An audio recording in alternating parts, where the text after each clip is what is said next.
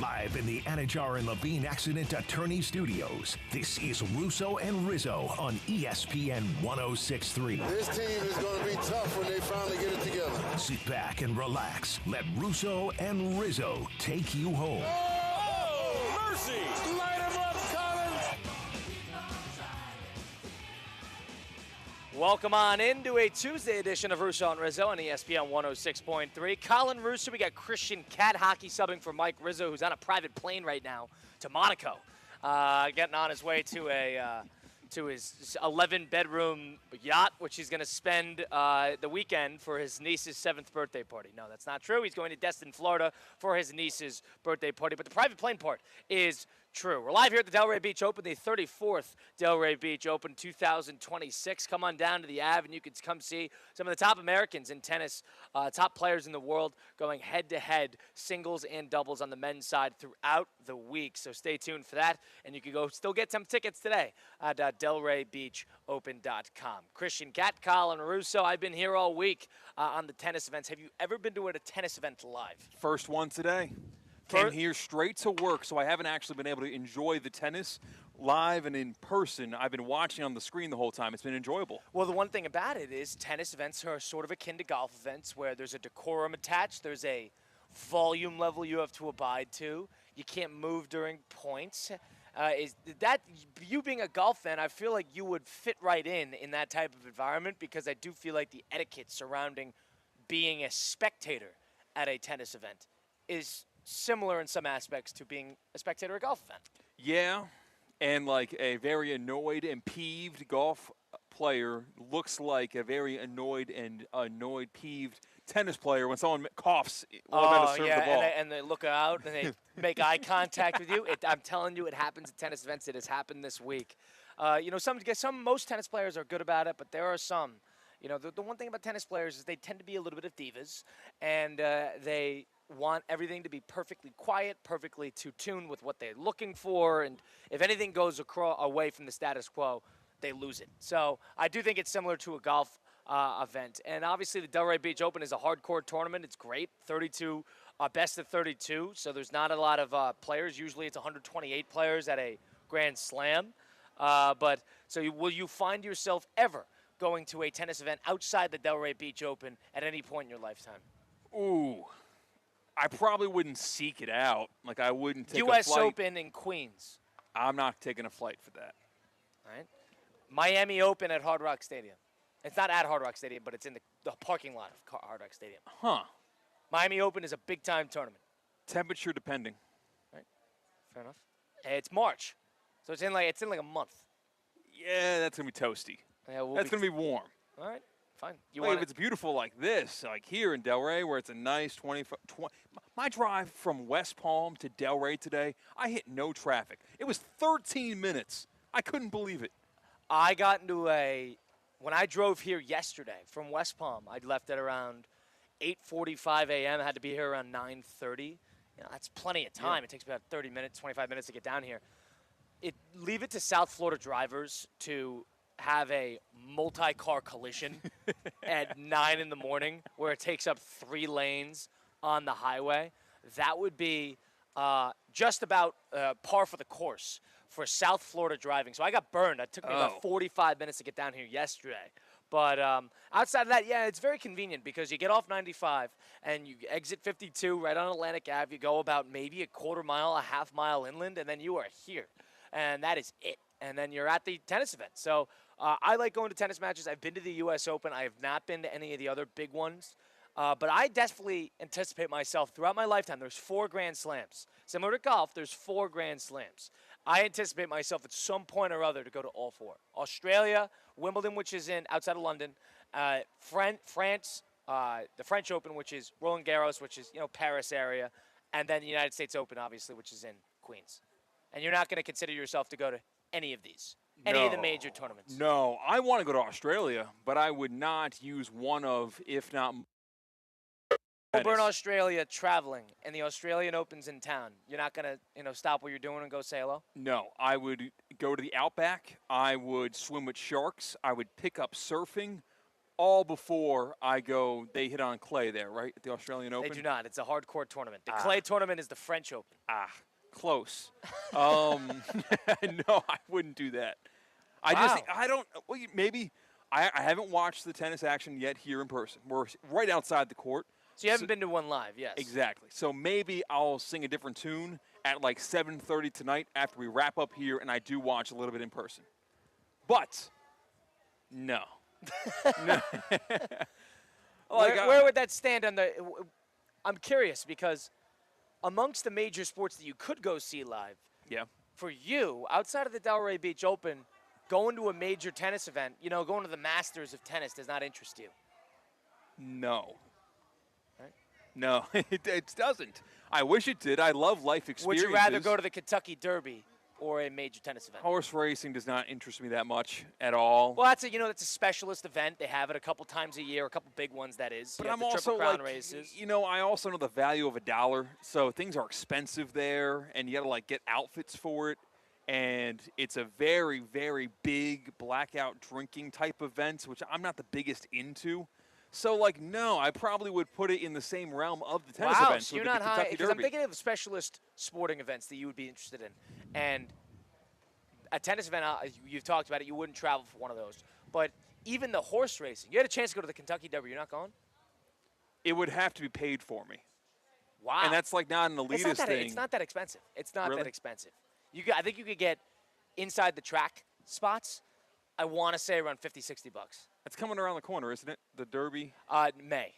Okay. I remember it being in spring, May. Getting into the First weekend of May. Second weekend of May. Yeah, no, I'm not really. Yeah. If I was in the state of Kentucky or nearby the border, because it's close to Ohio, isn't it? It was just over in Kentucky, but yes, it is not far from Ohio. Yeah. Another one I'd throw in there. The Daytona 500 was over the weekend. Would you go to something like that? That I've heard. I might be identifying with the crowd there a little bit more than. What does that mean? Country music blaring, kind of a little bit less posh. Now, I watched the Daytona 500 over the weekend, and really, I did. How much? About 45 minutes worth. And let me say this, I do not understand the infatuation at all. You look up top left, and they say 140 laps to go. The light is not at the end of the They're tunnel. showing the leaderboard. Why are we looking at the leaderboard? There's 140 laps to go. The scoring in NASCAR makes you care about when you're 25% of the way done with the race. It matters if you're leading at that moment. I don't know the rules, but I do know they have changed things in the Cup Series and the points you earn. I know there are safeguards in place to make you care when you see that monstrous number there. I've heard it in person is a stark difference than on TV for NASCAR. We'll take a timeout, and on the other side of things, we'll talk to two players here. Trey Hildebrand and Matt Kiger will join us now on the doubles side of things at the Delray Beach Open 2026, the 34th. We'll be back after this. It is Russo and Rizzo on ESPN 106.3. The 4 p.m. hour on ESPN 106.3 is served by the Delray Beach Open. 140 miles per hour aces, parties, and all the good vibes. Get your tickets today at delraybeachopen.com. Are you a business owner or handle your company's marketing? Banyan Printing and Signs partners with over 1,000 local businesses in Palm Beach County. Their full-service solution saves you time and money by eliminating multiple vendors. From business cards and brochures to direct mail services and signage, they do it all. Fast turnaround, free local delivery, and superior customer service are what sets Banyan apart. Could a market leader with 48 years improve your current model? Visit BanyanOnline.com or call 561-586-6220. Right now, there may be another driver swerving in and out of lanes, tailgating others, and just won't let up on the gas. It may be stressful, but keep doing you. Because you are going the speed limit, using that blinker like a pro, and embracing the space with the driver in front of you. Nice. Let's keep our roads chill. Brought to you by Target Zero and the Florida Department of Transportation. Business owners, are your employees driving you nuts? Is money tight? Or have you just poured your heart and soul into your business and now it's time to retire and just relax? Transworld Business Advisors, they have buyers from all over the world ready to buy your business now. Call for a confidential conversation about your business's current value. 561-203-5121. That's 561-203-5121 or visit tworld.com today. In 1977, Ford F-Series became the best-selling trucks in America. 33 million trucks later, we've kept that title every year since. And that's a formula we plan on repeating. Ford F-Series, built Ford tough. The best-selling trucks in America for 49 years and counting. Based on 1977 to 2025 calendar year industry reported total sales. Want to play college football? Register today for the free Orange Bowl Florida High School Football Showcase presented by Baptist Health. Hit the gridiron on Saturday, February 28th at St. Thomas University in Miami Gardens and show up your football skills in front of coaches from across the country for a chance to earn scholarships for college. The event is open to high school juniors and seniors. More than $1 million is awarded each year. Register for free today at orangebowl.org. Tired of being sidelined by a sports injury? Get back in the game with Baptist Health Orthopedic Care. Whether you're a professional athlete or even a weekend warrior, you can get back to doing what you love with our compassionate orthopedic team. Experience a new level of care and get back to your best. Welcome to being treated like a pro. Make an appointment today at baptisthealth.net/ortho or call 833-556-6764. She ain't gonna tie me down while you on the road, putting on the shirt, saw the hat, saw the flow. Let's get back to the Anajar and Levine Accident Attorney Studios. This is Russo and Rizzo on ESPN 106.3.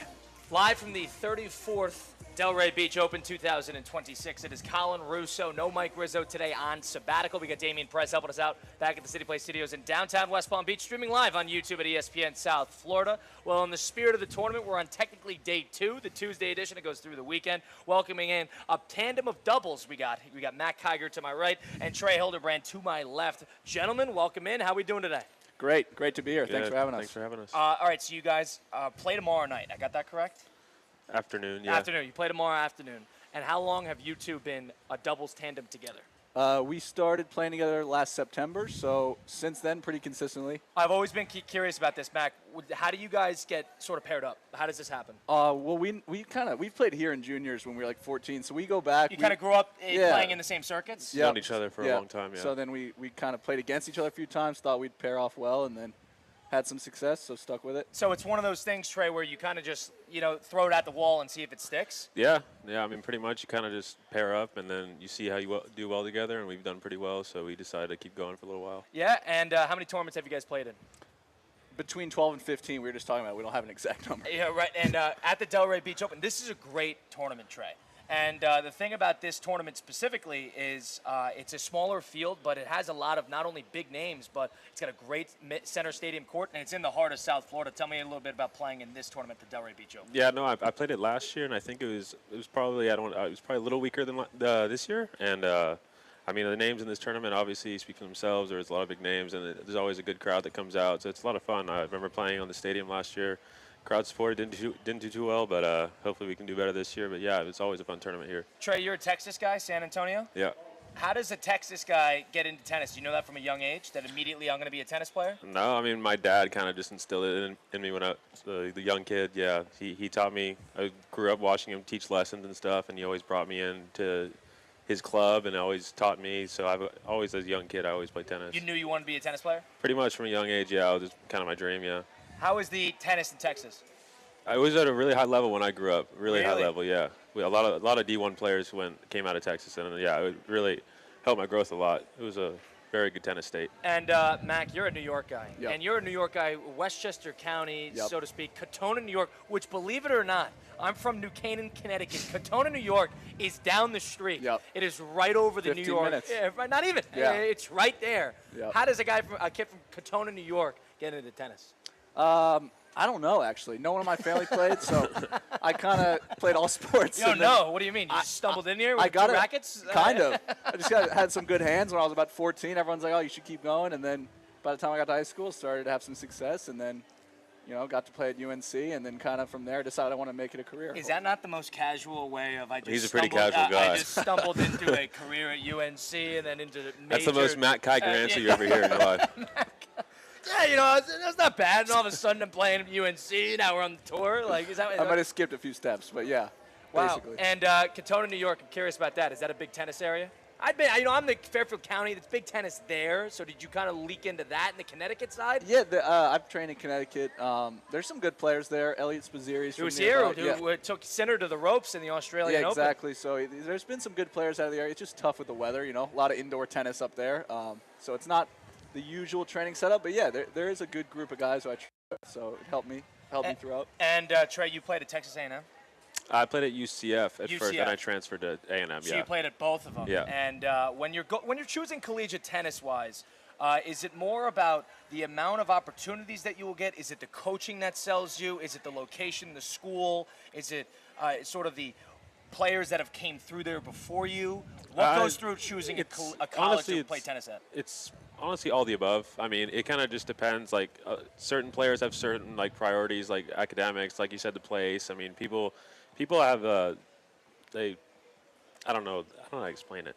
Yeah, I mean, basically it just comes all the above. I mean, for me, it was more like the coach, and I mean, I think the place had good opportunities. I was at USTA at UCF, and I was coached by John Roddick, Andy Roddick's brother. So, and he had good players at OU before where he coached, and so I mean, I always thought it was a good place for me. And then A&M always has a good history there, and so I mean, yeah. Did you grow up an A&M fan?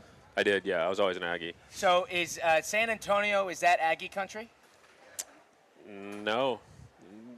Is it UT? It's is UT. it Texas? It's probably more UT, yeah. Really? Because the thing about Texas, it's different for us. Because the one thing about being in the Northeast is it doesn't have a big college football. Yep. It doesn't. Yeah. Rutgers College a little bit. basketball, It's Big East country. Yep. But the one thing about Texas is it depends locationally on the four different, Texas Tech, UT. Yeah, exactly, yeah. I mean, if you're in the Fort Worth area, you got the TCUs of the world. So San Antonio is it's closer to Austin, and kind of where I live in San Antonio, it's I want to say it's 45 minutes away from Austin, whereas the middle of San Antonio is an hour and a half, hour, 15 minutes probably. And who is the hated college football team around San Antonio? People can't stand. Is it the Aggies versus the Longhorns, or is it people hate Texas Tech over there? How does that work? No, honestly, it's all about Aggie versus Longhorn. You really don't. Honestly, where I am, you really don't hear anything about Tech or TCU. Nobody cares about them? No, we all care about the Aggie Longhorn rivalry. Wow. Yeah, nobody really cares, to be honest. So what is the hierarchy of college football teams in Texas in your eyes? You're an Aggie guy, so of course you're going to put Texas A&M I'm pretty at 1. biased. And UT is at number 2? I think so. All right, let's go most relevant to least relevant from there. TCU, then Tech. TCU, then Tech. Wow. Yeah. SMU's after that? I guess SMU doesn't I didn't think about SMU, see? That's a shot. That's a shot. That's a shot. I mean, yeah. They're good at tennis. They are. But I honestly, it just goes A&M Longhorn. That's who we really care about. All right, and you guys are playing tomorrow afternoon here at the Delray Beach Open as a doubles. And what told you going through your collegiate careers, your high school careers, eventually when you're getting on the tour, Mac, knowing that, all right, I want to stick to doubles. I work well in doubles. I'm good with finding chemistry with an adjacent player. What tells you that doubles works for me? Yeah, early in college, that was kind of where I found my most success. I started to play really well. Before I had good singles results, I was always doing well in doubles. So my assistant coach at UNC was a former top 20 doubles player, and he always was kind of big into helping me out with the double stuff. So then when I left school, played singles and doubles for a little bit, and then kind of rose up the ranks in doubles and was like, think I can hopefully make a career out of this, and then kind of kept going from there. What's the most underrated part that people don't really know about doubles when watching tennis and how it differs from playing in singles and tennis? There's just a lot of intricacies in terms of server's partner and returner's partner. You're watching the ball, but there's a lot of off-ball stuff that we work on movement-wise that's just so different from singles because it's obviously just one-on-one. You follow the ball. It's covering ground almost. Yeah, it's just positioning stuff that kind of I guess a lot of people don't realize if you're just watching the match. And what's the best tournament, in your opinion, Mac, we'll start with you, that you guys have played in so far? That we've played in, I was going to say U.S. Open. We played in Dallas Open last week. Yeah. Which was a 500, which was great, at the Cowboys practice facility, so he was pumped about that. Oh, you were through the Loving moon. it. Yeah. Loving Were you going through the Hall of Fame row? I was going through everywhere. I had to. I was Only time. disgusted. Oh, hideous. And you're a Giant fan. Yeah, it was bad. Dak was in my face everywhere. I like Dak. He's a nice, he's a great guy. Yeah, good guy. But all right, and what about you for Trey? I played the Open last year, so I'll probably have to say the Open. The Open was amazing? Yeah, it was great. I've never seen anything like it. Yeah, I mean, the thing about the Grand Slam specifically is it's just kind of the sheer scale of it because it's men's, it's women's, it's just there's hundreds and hundreds of players from all over the world playing the same thing. And where have you guys found the most success in terms of, have you tested different surfaces? Have you played primarily hard court? Let's talk about that a little bit. We're definitely, I would say we're probably primarily a hard court team. We try to stay away from the dirt. Yeah. You don't like dirt? Yeah. Not really. I mean. All right, so for somebody that doesn't play tennis, give me a rundown. Why don't you guys like playing on clay? For us specifically as a team, we like kind of charging the net coming forward, and we like kind of faster pace. So we like being able to hit a volley and not have the ball just sit up for a guy like to just crush right at us, you know. So I feel like that's kind of, we've talked about that at the beginning of our like playing together, and we just decided to try to stay hard court. Yeah. We played a couple, and it. You don't like clay, huh? I love it's fun. Yeah, it's but fun. We're just not as good. You just get guys drilling the ball at 100 miles an hour at you every shot. It's So, it's an aggressive player's paradise because Yeah. they can just fire it. Yeah, it's ground strokers. They love it. Exactly. We're a team that doesn't. We tried not to hit as many ground strokes. So I mean, it's like clay kind of makes us hit more groundies. slows we it just down. it slows the ball down. Wow. Okay. And do you have any experience on grass? Not really. He played a few. I actually don't really. I played a one challenger in Ilkley in Scotland, I think. Yeah. And I mean that went all right. I played junior Wimbledon, played Roehampton as a junior. And how was that? What mean, was your impression of that? I love it. I mean, I love the grass. You like playing on grass? Yeah, I serve and volley and stuff in singles. Like whenever I played singles, so I like slicing the ball and stuff. So I mean, I like a faster pace as well. Matt Kiger and Trey Hildebrand joining us now. Doubles tandem here at the Delray Beach Open. I asked Mac this. I want to ask you, Trey. What made you told you you've had some singles experience that, all right, I liking what's working in doubles for me. I want to continue to do doubles. What told you that? Kind of the same thing Max said. I was always just better at doubles as a junior growing up, playing like Texas tournaments, national tournaments, and ITFs. I always had better results in doubles. And I always thought I could be pretty good in doubles. So my coaches in college did the same thing as Mac. They were like spoke highly of my doubles, and I played the #1 position all 5 years at school. So I mean, I always knew I could be pretty good at it. So once my doubles ranking at the ATP my singles ranking was just way farther away from my doubles ranking, I just decided to kind of make the switch. Are there any players that got you into tennis from watching from afar growing up?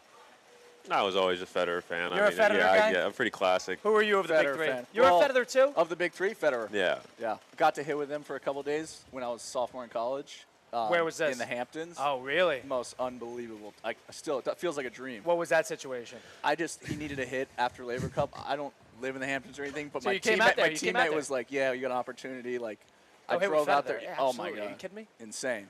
Wow, and you never had an opportunity to hit with the other two, Djokovic or Nadal? Never. I think I'd be more intimidated by them. He's just so relaxed. So I'm kind of a Djokovic guy. yeah. The thing about Djokovic is he's obviously he's won everywhere, and he's beaten all of them in the biggest moments. So I don't know. I guess selfishly, I know he's sort of the villain of the three. Yeah. And then obviously those big three. And growing up, those are the guys who I definitely followed. Now let's get into this because I know you both have an opinion on this. You're a Cowboy fan. You watch every game. You're a huge Cowboy fan. That's your #1 team. As far as sports goes, Spurs are my #1 team, but Really? like basketball my favorite team to watch, Spurs for sure. But I mean, as far as football, Dallas. I watch every game. Now, are you intimidated now with the New York Giants getting John Harbaugh? No, he didn't win. They're not gonna win. They're not gonna be better than the Cowboys. They never are. Awful take. He hasn't seen Jackson Dart throw the ball. And are you afraid of Jackson Dart as a quarterback? No. He's gonna get hurt. He's gonna get hurt the first 3 games of the season. He's not wrong. He's not wrong. Well, I don't have a response to that. I just got to wait and see. It's just our history says yes, he probably will. And who's your most hated team? Is it the Eagles or is it the Cowboys? Cowboys. You hate the Cowboys more than you hate the Eagles. I hate the Cowboys. The Eagles. See, I can't stand the Eagles. The Eagles drive everybody. I can't stand the Eagles. I hate their drive fans. everybody Hate crazy. Philly fans. I don't hate the team. I don't Thing mind is, the team. I actually like. I'm not gonna say I like the Giants, but I definitely don't mind the Giants at all. I like Giants watching. haven't been a threat. No offense. No offense. All right, Mac, take it easy. I'm just saying with Dart and Scat. Mac, take it easy. They haven't been a threat. Let's be honest. 2 Super Bowls in my lifetime. Well, I know, but that was 08 and Good point, 2012. That's a pretty good point. You got nothing to say about that. Well, no, I Cowboy don't. fan? Believe me, I Trey, know. you got nothing to say about Believe that. me. I'm a Jacksonville Jaguar fan, so I got Good year, though. Good year. No hill to stand on, by the way. But the one thing I'll add to that is that, at least you guys have had good years in the postseason, as in the Cowboys, but the Giants, Nothing. we're waiting for it. Nothing. We got nothing. I haven't seen it. Malik Neighbors. I haven't been alive for it. Who's your favorite sports team that you like to follow? You a Knicks fan above all? No, Yankees. You're Yankees Huge above all. Yankees, yeah. Growing up, when I was like 5, just started watching every game. Do the Yankees drive you crazy now with their lack of It's spending? insane. That drives you It drives crazy? me nuts because it's the same thing every year. Are you intimidated by the Mets? Come on. Well, the only thing that people in the Northeast understand is the Mets are always going to Met. That's just They're how it gonna is. Met. It's like the Jets. The Jets are always going to Jet, and the Yeah. Mets are always going to they took Soto, and they were still the same. Are you a Mets. big Knick fan? Yeah, I'm a Knick fan. I'm not huge, but Not I, a huge yeah. Knick. Yeah, I Knicks are love good in like the Brunson. postseason. Lately, they've been great to watch. And are you intimidated at all by the New York Knicks, being a San Antonio Spurs fan? I think you're in a peculiar spot. No, I actually like the Knicks. Knicks are like I love too. Brunson. Yeah. And the Spurs, you think they're doing the right thing now by keeping this young core together? They're cooking right now. They're cooking right now. I'm excited with what's to come. Do they have too many guards? Probably. Dylan They Harper. got some dogs though. I don't know. They're all dogs. I don't care. I Can love they them do anything all. this postseason? The San Antonio Spurs. Yes, I mean I think they can definitely make noise, but I don't really see them winning a chip. They're just too young. Like, they haven't been in the postseason before altogether. But I mean, I'm excited for Are them. you worried about Wembanyama's health? Yes, of course. I don't understand how a guy looks like that can be healthy. So, but yeah, That's a good point. Being professional athletes such as yourselves, Victor Wembanyama, I guess the pulse of the Spur fan is that we all love him, but Love we're him. worried about his longevity. No, of course. I mean, the guy's an elite player. I mean, obviously he's probably, if not the best player in the league, like he's going to be one of the best player in the league within the next year or two. But it's just a matter of if he can stay healthy or not. Wow, and you're a Texas Ranger fan? Yeah, but I'm not Not a too big big in baseball it. guy. No. I thought Texas is not baseball country. I mean, you beat Dallas, they are in like Lubbock and stuff. Yeah. Midland, and they definitely are. Really? Yeah. I mean, that goes football. It It's goes always all levels football, of yeah. football. High school football. But Yeah, High school football. yeah. Before we get to the pros, Yeah. are the Mavericks big? In Dallas, yeah, for sure. Are the Dallas Stars big? I mean, yeah, but I mean, That's the I don't lowest- care. that's the Yeah, lowest I of the don't watch totem any of that. Okay, interesting. Because Texas is weird because Mac, you're from New York. Yeah. It's a baseball and basketball country. Yep. That's football is obviously big, but it comes It's baseball, second. yeah, always. Are you a college basketball fan? I mean, UNC, huge. My parents went there, so that's all big UNC basketball fan. That's over everything. It could be actually like the UNC basketball. UNC beating Duke 2 weekends ago. Was went nuts. Yeah. Laps around the hotel. You were able to watch yeah. that? Screaming. Were you yeah. guys at a tournament when at that a happened? tournament? Yeah. Wow. I was going ballistic. Wow. Were you at Dallas at that point? Yeah. Yeah, we It's in were. Dallas. We were in Dallas. Wow. Yeah. And will you root for UNC in solidarity with your tandem, with your doubles partner? Sure. Yeah. Just for him, I'll do Over it. Duke. Why not? Yeah. Why not? Anybody to beat Duke. All right, so looking ahead at the tournament, first of all, what has been rolling with you guys, especially on these hardcore tournaments that you've played in the last couple of weeks? Tell me a little bit about what you think you guys do together on the court that make you guys a formidable tandem duo. Trey, we'll start with you. I just think we complement each other in ways that, where I'll struggle in certain parts of the game where he's probably better than me at certain parts of the game, and then vice versa, the same thing. And I think we complement each other well. We've played a lot together, so I think our chemistry is good.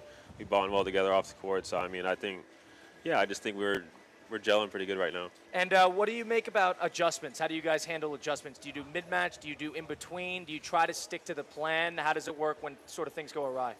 We try and stick to the plan. I honestly, mid-match, we probably could do a better job of adjusting and talking, but between matches and mid-tournaments, I think we have a good enough relationship where we can make on-the-fly adjustments and pull it off. Because I feel like tennis players, there are certain tennis players that like to immediately, they get a feel for the opponent, and then they're immediately making changes. Yeah. But some of them understand that, all right, it's pace, it's play, it's understanding momentum. I'm curious on your perspectives on, I guess, adjusting throughout matches. Is that something that should every tennis player do, or is that sort of different strokes for different folks? I think, yeah, if you're going to make it at a high level, you have to be able to do it because, I mean, one of the only sports where there's obviously no clock, so you can always kind of find a way if you have the game to get back in any situation. So, yeah, I think it's probably one of the most important skills you could have out here. Mac, who's the best tennis player you ever played against? Ben Sheldon in college doubles was great. Yeah? I mean, he's obviously killing it. So, yeah, I'm probably Did he have the serve back then, too? Insane serve, yeah. Insane lefty serve. Major problem. Major problem. Clearly. And what about you, Trey? Probably Ben. Honestly, Really? It was too. Ben Shelton And for both of you guys? Musetti.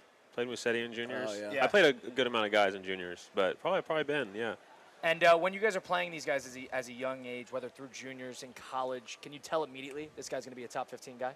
Yeah. Usually You can tell? Usually you can. Yeah. Because obviously, like, they're like, when I played, like, Musetti, I think I was 18, he was 16. And then Shelton was always, like, 2-3 years younger, I think 2 years younger than me. So, I mean, they're not even, like, fully grown or anything, you know? So they're just getting stronger, getting faster, and you just know they're going to be good. Yeah.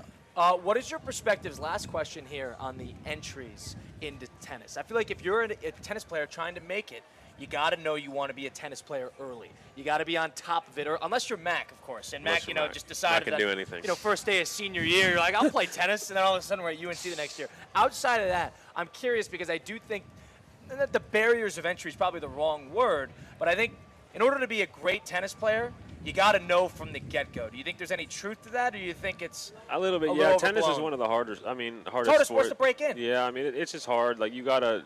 There's just so many reps that go into it. Not that there's not in any other sport, but I mean, it's a specialist sport. I mean, we've played this sport for, I don't know, like, I mean, I've played it for how long now? Like 15 years, you know? Then I'm just at, like, I'm not even, like, at the highest level yet, like, necessarily, you know what I mean? So it's just, like, yeah, the amount of, like, hours and reps that go into it are just, it's incredible. I'm curious in your perspective on that, Mac. Yeah, I think it's getting more and more to the point where you kind of have to pick it up earlier and stick with it. I think in the old days you could have kind of messed around, play all different sports, but it seems like if you're really going to have a chance, you kind of got to be very focused on it from a young age, I feel like, at this point, with how everyone's kind of shaping up. And if you were not a tennis player, what else would you do if you were going to play?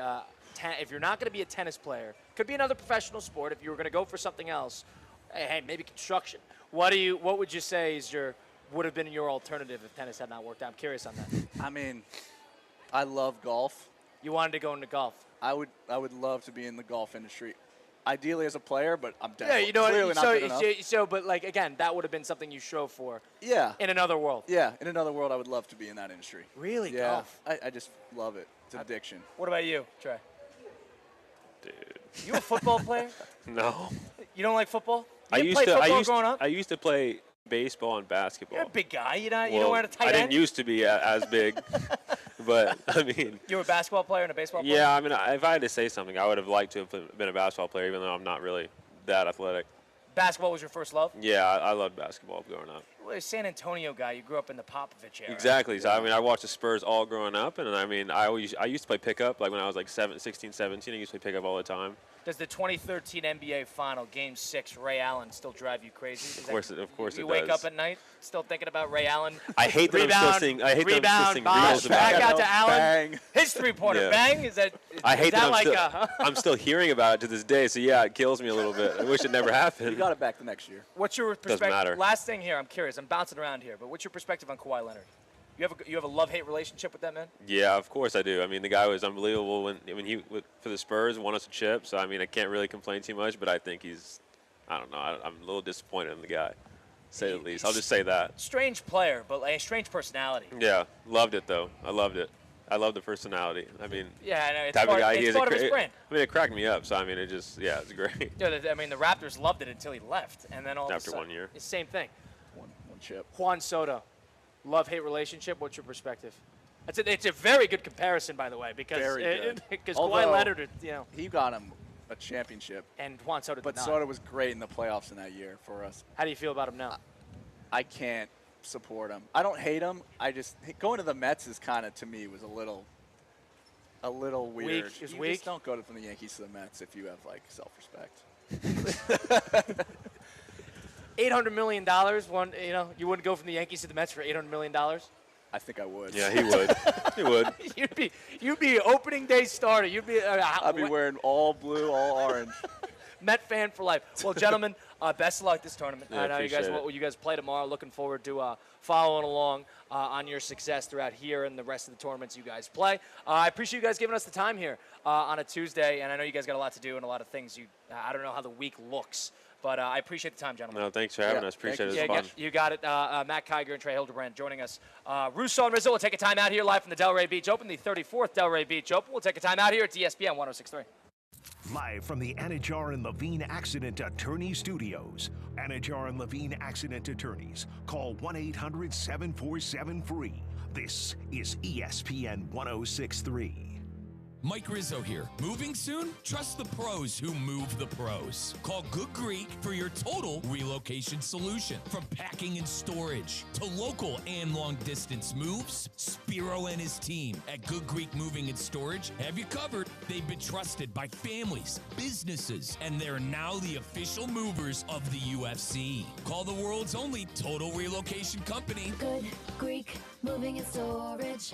Your superhero movers.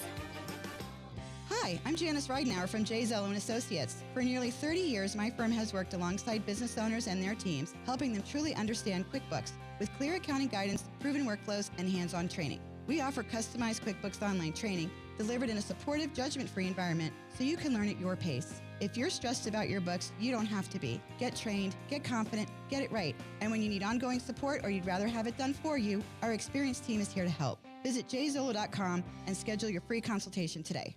Does your business leave a lasting impression? Attractive, eye-catching signs help you stand out from the crowd and create a strong brand identity. Our team at Signorama West Palm are experts in helping your business get noticed and get effective signage in front of your potential customers. Our team can turn your blank windows or plain vehicles into money-making branding machines by drawing customers' attention to your business. So if you're looking to leave that lasting impression, call us 561-687-7993 or visit signoramawpb.com. Good luck surviving the off-season, football fans. At first I was afraid, I was petrified. Football's over, it's like a part of me just died inside. 200 days till football's back, but tonight I won't just cry, 'cause I've got a ways to play. And that's the place with Hard Rock Bet, I will survive. Offered by the Seminole Tribe of Florida. Must be 21 plus and physically present in Florida to wager. Terms and conditions apply. If you or someone you know has a gambling problem, please call 1-833-PLAY-WISE. Every great performance starts with a plan. Your game plan for greatness begins at Men's Only Medical. Dr. Al is redefining men's health with concierge care and cutting-edge treatments tailored just for you. From anti-aging and weight management to cardiovascular health, skin, and hair, they've got you covered. Expect personalized care and advanced technology to help you look, feel, and perform your best. Visit mensonlymedical.com. Men's Only Medical, setting a new standard for men's health.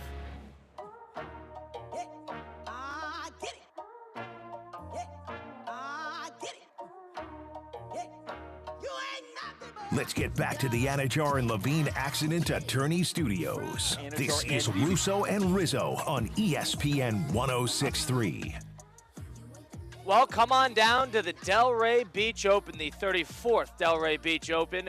We are live on site here outside of Stadium Court. It is Colin Russo and Christian Catt. We got Damian Perez helping us out back at the City Play Studios in downtown West Palm Beach. But the Delray Beach Open, it's the ultimate tennis party, and it's happening now. We're only on Tuesday. And some of the top tennis stars of today, including Taylor Fritz, Casper Ruud, Francis Tiafoe, Tommy Paul, and other top players. 140-mile-an-hour aces, parties, all the good vibes come for the nonstop action on and off the court. Tickets are still available. There's even group and kid discounts. Visit DelrayBeachOpen.com. That's DelrayBeachOpen.com. The Delray Beach Open, where champions play and fans party. Well, we just had Trey Hildebrand and Matt Kiger, who are a doubles tandem here at the Delray Beach Open. And I appreciate they giving us time because I'm telling you, Matt Kiger, who's one of them, grew up in Katona, New York, which I'm telling you is down the street from where I grew up. So that was like, he reminded me of somebody I grew up with. It was bizarre. Are you sure he wasn't the guy you grew up with? Because I think he's older than me. He's much older than me. He's much older than Really? me. Yeah. Matt? He's about 26, 27 years old. So he's about 3-4 years old. Much. What the hell's that about? Like, much? Hey, someone you're 23? I'm 23. You can't say someone's much older than you when they're 26. I feel like it's to high school with you. No. I feel like it's in context of your age. Much older, 34 and 37 is not much older than you, but 21 and 24, 25 is much older than you. That's not true. Yeah, I think it is. That expires when you turn 18. Yeah, Like, there's obvious, like, reasons for that. No, I'm not talking. I'm just saying generally, when you could say somebody is much older than you, what is that level then? If you're an adult, Because, like, a 40-year-old and a 50-year-old could be married, and you wouldn't turn an no, eye to it. I That's agree bad because that's nihilist. contextual. Right. Because But they've been. But 3 years, like, I would not say the people I went to high school with and I was on the same football team with, people that are 3 years older than me, Yeah, that here's the they're thing. much older. You're 26, right? 27 right now? I'm 27. You're 27 right now. My brother, what were you born? 98. What month of 98? July. So you're July 98. You're around my brother's age. My brother is much older than me. My older brother is much older than me. That's fine. I don't think that's a knock. What are you getting self-conscious about your age now? I just feel like it's a little bit, I don't know, boisterous of you. Boisterous. To make I'm just saying. I'm not saying it as a negative. I'm saying there's a difference in age. Think about it. What are you? You're 3.5, 4 years older than I am. Yeah. And 4 years ago for me, I was 19 years old. That's just like to put context into it. Yeah. I am much older than a 19-year-old. You know, a 19-year-old, dude that I went to high school with. But once very different stages. Once of you're a college graduate, then I think that's the barrier. life. And then it just turns into And what, now- a decade plus? Now you're in your 20s. Decade plus. Yeah, someone that's in their 30s would be much older than you. All right. So when I'm in my 20s, it's about 7, 8 years. When I'm in my 30s, before you could say they're much older than I am. When I'm in my 30s, it's 10 plus years. When I'm in my 40s, it's 20 plus years. And when I'm in my 50, we cap it at 25. Am I wrong? Fine. I'll sign up for that. All right, I can listen to that. No problem. So, if for those who don't know, there is a pending on the precipice labor strike that is on the way in the MLB. What does that mean? So every so on years, 6, 7, 8 years, the MLB Players Association and the MLB owners, alongside Rob Manfred, go head-to-head in something called the CBA negotiations. CBA stands for Collective Bargaining Agreement. It basically determines how much somebody gets paid and how much money gets allocated to the players, how much money gets allocated to the owners. Is there going to be a salary cap? Questions like that get put on paper, set in stone during the CBA negotiations. Somebody who has been the chief of the MLB Players Association side of that is a man named Tony Clark. Tony Clark was a former player. Tony Clark is the head of the operation for the Players Association, and he has spearheaded it the last 2 CBAs. He was relieved of his duties in a lot of ways, a big year for the MLB Players Association because of the pending labor strike. All the owners want salary caps. He just got removed from his duties. And Christian Cat, how did Jeff Passan of ESPN put it? All right, Jeff Passan says that Tony Clark resigned after an internal investigation revealed he had an inappropriate relationship with his sister-in-law, who had been hired by the union in 2023. So there's a couple things there. Number one, she's hired by the union, 2023, so they've known about this. That was 3 years ago, first of all. And now it's his sister-in-law on top of that. So did he get the job? Did she get the job and then marry his brother? Did she get the job after she married his brother and he got her the job with the Players Association and then they started mingling? A lot of questions here. Problem is, it's always these situations that burn guys in this spot. You know, the same thing happened. Extramarital relations? Yeah, stop. Guys, Tony Clark, what are you doing? Yeah, this is that's a pretty major. crazy. This is a major year for the Players Association. They need to have like a incongruence year. They need to be together. Wow. And So that's his wife's sister, right? That's what that means? Or is that his brother's? Or his brother's wife. Those two Right. both count. So I was under the impression brother's wife. Okay. I'm gonna do some digging to find out which I don't think person that's going to is. be public information. That's but got. I mean, it's you the can look up person. if Tony Clark has any siblings. You can look that up, Okay. and we can start from there. But so bottom line is this guy just got removed from the MLB Players Association head, and they're going to need somebody at the top of the food chain for that is going to be capable of going head-to-head with the owners and Rob Manfred in fighting against a salary cap. And if you're a baseball fan, you know that MLB owners, MLB fans mostly all want the cap. They all want a cap. They'll probably want a floor too. They want some sort of regulation in terms of how these teams can spend money in free agency. And he is sort of the guy at the front of the battle. the Players Association head, because they're going to fight tooth and nail to make sure that this doesn't happen as in a salary cap. And now he just got, booted out because of an extracurricular affair. That is ridiculous. That is ridiculous. Yeah. Especially 3 years ago. And I'll tell you who really runs that Players Association. If you think Tony Clark has any power, I'd make an argument it's Scott Boras.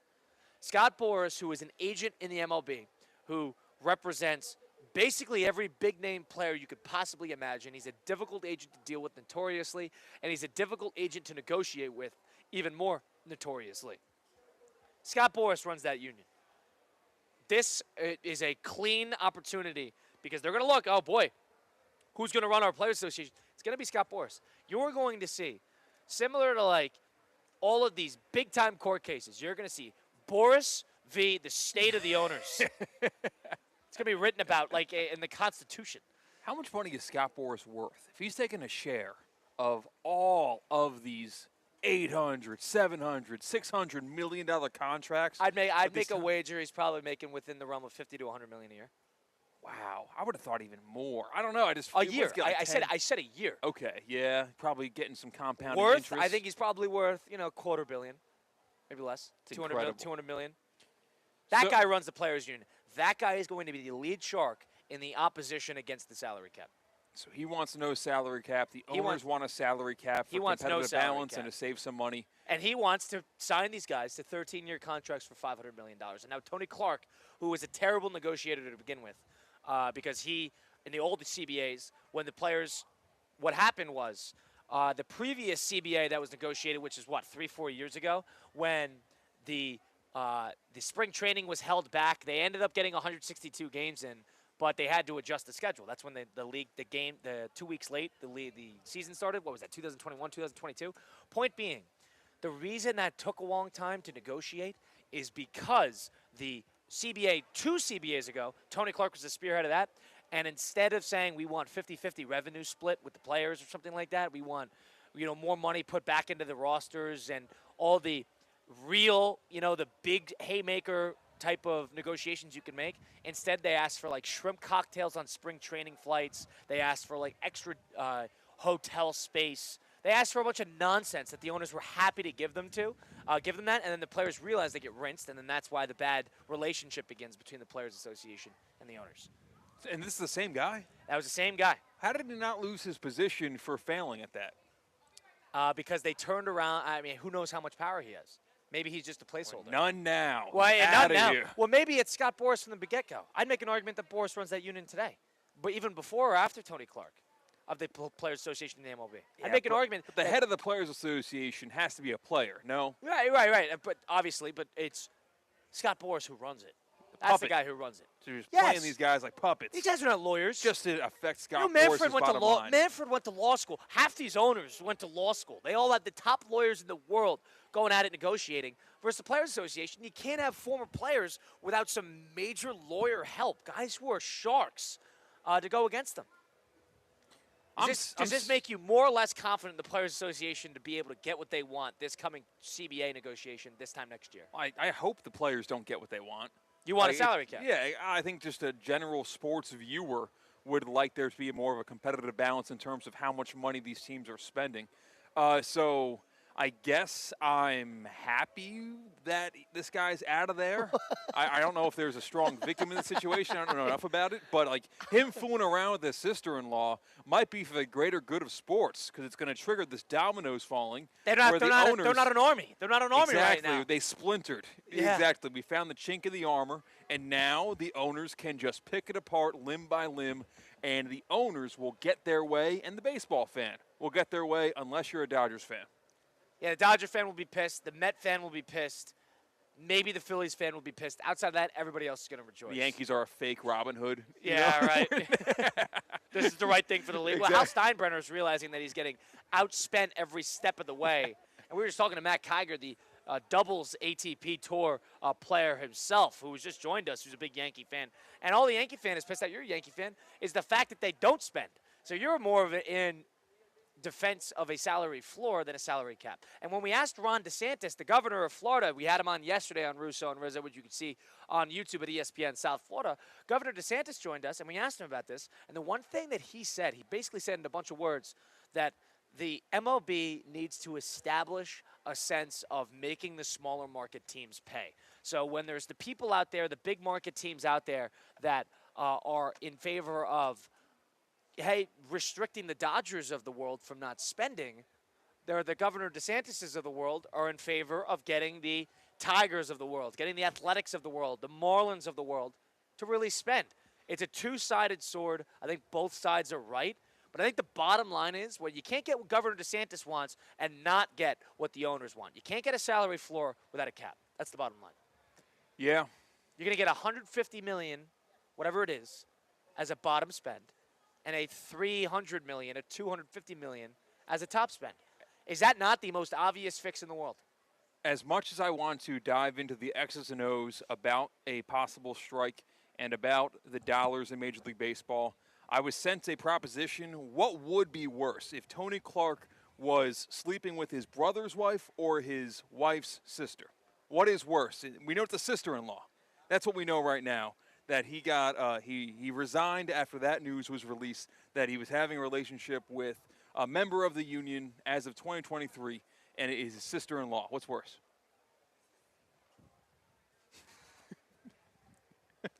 Feet to the fire, huh? I mean, let's think about it. His marriage gets destroyed in both situations. However, he doesn't have to be in. He's not ostracized from his family. If he's not married, if it's his wife's sister, he's not ostracized. He could be. I mean, who knows? He's not as badly in bad standing with the family, with his actual blood relatives. I got you. He can always go to Thanksgiving. You know, he's not going to any Thanksgiving. If it's his brother's wife. If it's his brother's wife, but he's not married, you're okay. No. Oh, he's unmarried. He's okay. He's okay to who? I don't know. I'm like, he's got some like refuge somewhere. He can get out of the bottom mess. line is that, first of all, the fact that however that got investigated is crazy.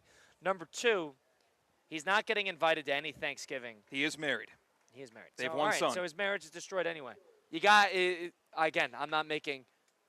There's no right solution here. Did you do this? You're being very politically correct. I'm not being politically correct. Something I'm saying happened, sister-in-law. You just said which would I rather? Which one's worse? Which one's worse? The one with the brother. Vague with the one with the brother is way worse. Okay, just making sure. But you're betraying your wife to another extent. You're betraying your wife in both instances. Yes, but you're betraying her more because you're also taking away your wife's sister. They are no longer going to be related. Yeah, well, the wife. Yeah, right. But that's not you. It's you and your brother. That's your person you grew up with. Terrible. All right, to loop people in, if you just joined the show, Tony Clark has resigned from the Major League Baseball Players Association. What's the title? The executive director, give or take. He's one of the top dogs, or the top dog there. And he has resigned from that spot because he had a relationship with someone that was in the union who happened to be his sister-in-law. But we don't know if it was his wife's sister or one of his siblings' sisters. One of his siblings' spouses. There you go. That's what I was trying to get at. Why don't we move on? If you've been in a car accident, truck accident, suffered a sudden fall, my friends Mark Anajar and Glenn Levine at Anajar and Levine Accent Attorneys, they like to fight for you. I know with Anajar and Levine, they got my back. They can get yours too. They didn't even charge you unless you win. They work tirelessly to get you the maximum compensation that you deserve. Don't settle for just anybody. Go get the best. Go demand the best. Go get Anajar and Levine. Take that one phone call. Take back control of your life. Don't wait. Call the free consultation today. Call 1-800-747-FREE. That's 1-800-747-3733. Take back control with Anajar and Levine. We'll loop in our pal Damian Perez, who's back at the City Play Studios in downtown West Palm Beach with a little 5 at 5 action on the other side of things. It's Russo and Rizzo entering into the 5 p.m. hour after this on ESPN 106.3. Calling all sports fans, grab your MVP card and head to Duffy's where you can catch all of the action. Not an MVP? Sign up for free and start earning rewards today. Duffy's is voted the best sports grill year after year with their award-winning burgers and wings. Don't forget about Duffy's famous 2-for-1 drinks all day, every day. And with over 80 TVs in every location, you'll never miss a minute of the game. Visit Duffy'sMVP.com to learn more. Duffy's, our game is always on. Today's tax tip is brought to you by Anshin Accountants and Advisors with Jeff Bowden, Executive Principal and leader of Anshin's Tax Department. The One Big Beautiful Bill Act creates powerful new planning opportunities for high net worth individuals and business owners. The new tax legislation permanently increases the estate and gift tax exemption to $15 million per person, restores full expensing for domestic R&D costs, updates the Opportunity Zone and qualified small business stock provisions, and includes other changes that will impact businesses and individuals. At Anshin, a partner-owned firm since 1923, we help clients understand the intricacies of the bill and develop a plan tailored to meet their goals. If you're a high net worth individual or business owner looking to maximize tax savings, let Anshin deliver value where others can't. For more tax tips from Anshin, visit Anshin.com. That's ANCHIN.com. Anshin Accountants and Advisors, helping you recalculate what's possible. It's Tina. You know how important it is to keep your car running. And when it comes to my car, I only trust St. Lucie Battery and Tire. They've been taking care of South Florida for over 50 years, and they're still family-owned. Need new tires? They've got all the big brands. Battery issues? They've got it. Cars, trucks, boats, RVs, and even commercial fleets. And if you ever get stuck, their 24/7 roadside emergency service is a total lifesaver. Go see my friends at St. Lucie Battery and Tire, slbt.com. They'll keep you going. Good Karma Brands is proud to be an equal opportunity employer. Our policy is to provide equal opportunity employment, development, and advancement to all current and potential teammates. If you are an organization that wants to learn more about careers with Good Karma Brands, please email careers@goodkarmabrands.com. What would you do with an extra $700? You can earn up to $700 per year with Boost Checking from Flagler Credit Union. Boost Checking pays 7.0 annual percentage yield on balances up to $10,000. That's up to $700 extra to do what you love. Boost Checking from Flagler Credit Union. Requirements apply to earn the highest dividend rates. Limit one checking account per membership. Dividend rates and annual percentage yield subject to change. Business accounts do not qualify. Insured by NCUA, official credit union of Florida Atlantic Athletics. Anajar and Levine. Call 1-800-747-FREE. That's 1-800-747-3733. ESPN 1063. WESP Jupiter, a Good Karma Brands radio station. Kaiser University's flagship campus, the 100-acre residential campus at 2600 North Military Trail in West Palm Beach, extends Kaiser University's educational offerings to over 100 degrees within the heart of South Florida. Kaiser University also has an athletic program with 27 national championships, including their third championship in women's soccer. Visit KUCHawks.com for the latest on the championship athletic programs at Kaiser University. Tired of being sidelined by a sports injury? Get back in the game with Baptist Health Orthopedic Care. Whether you're a professional athlete or even a weekend warrior, you can get back to doing what you love with our compassionate orthopedic team. Experience a new level of care and get back to your best. Welcome to being treated like a pro.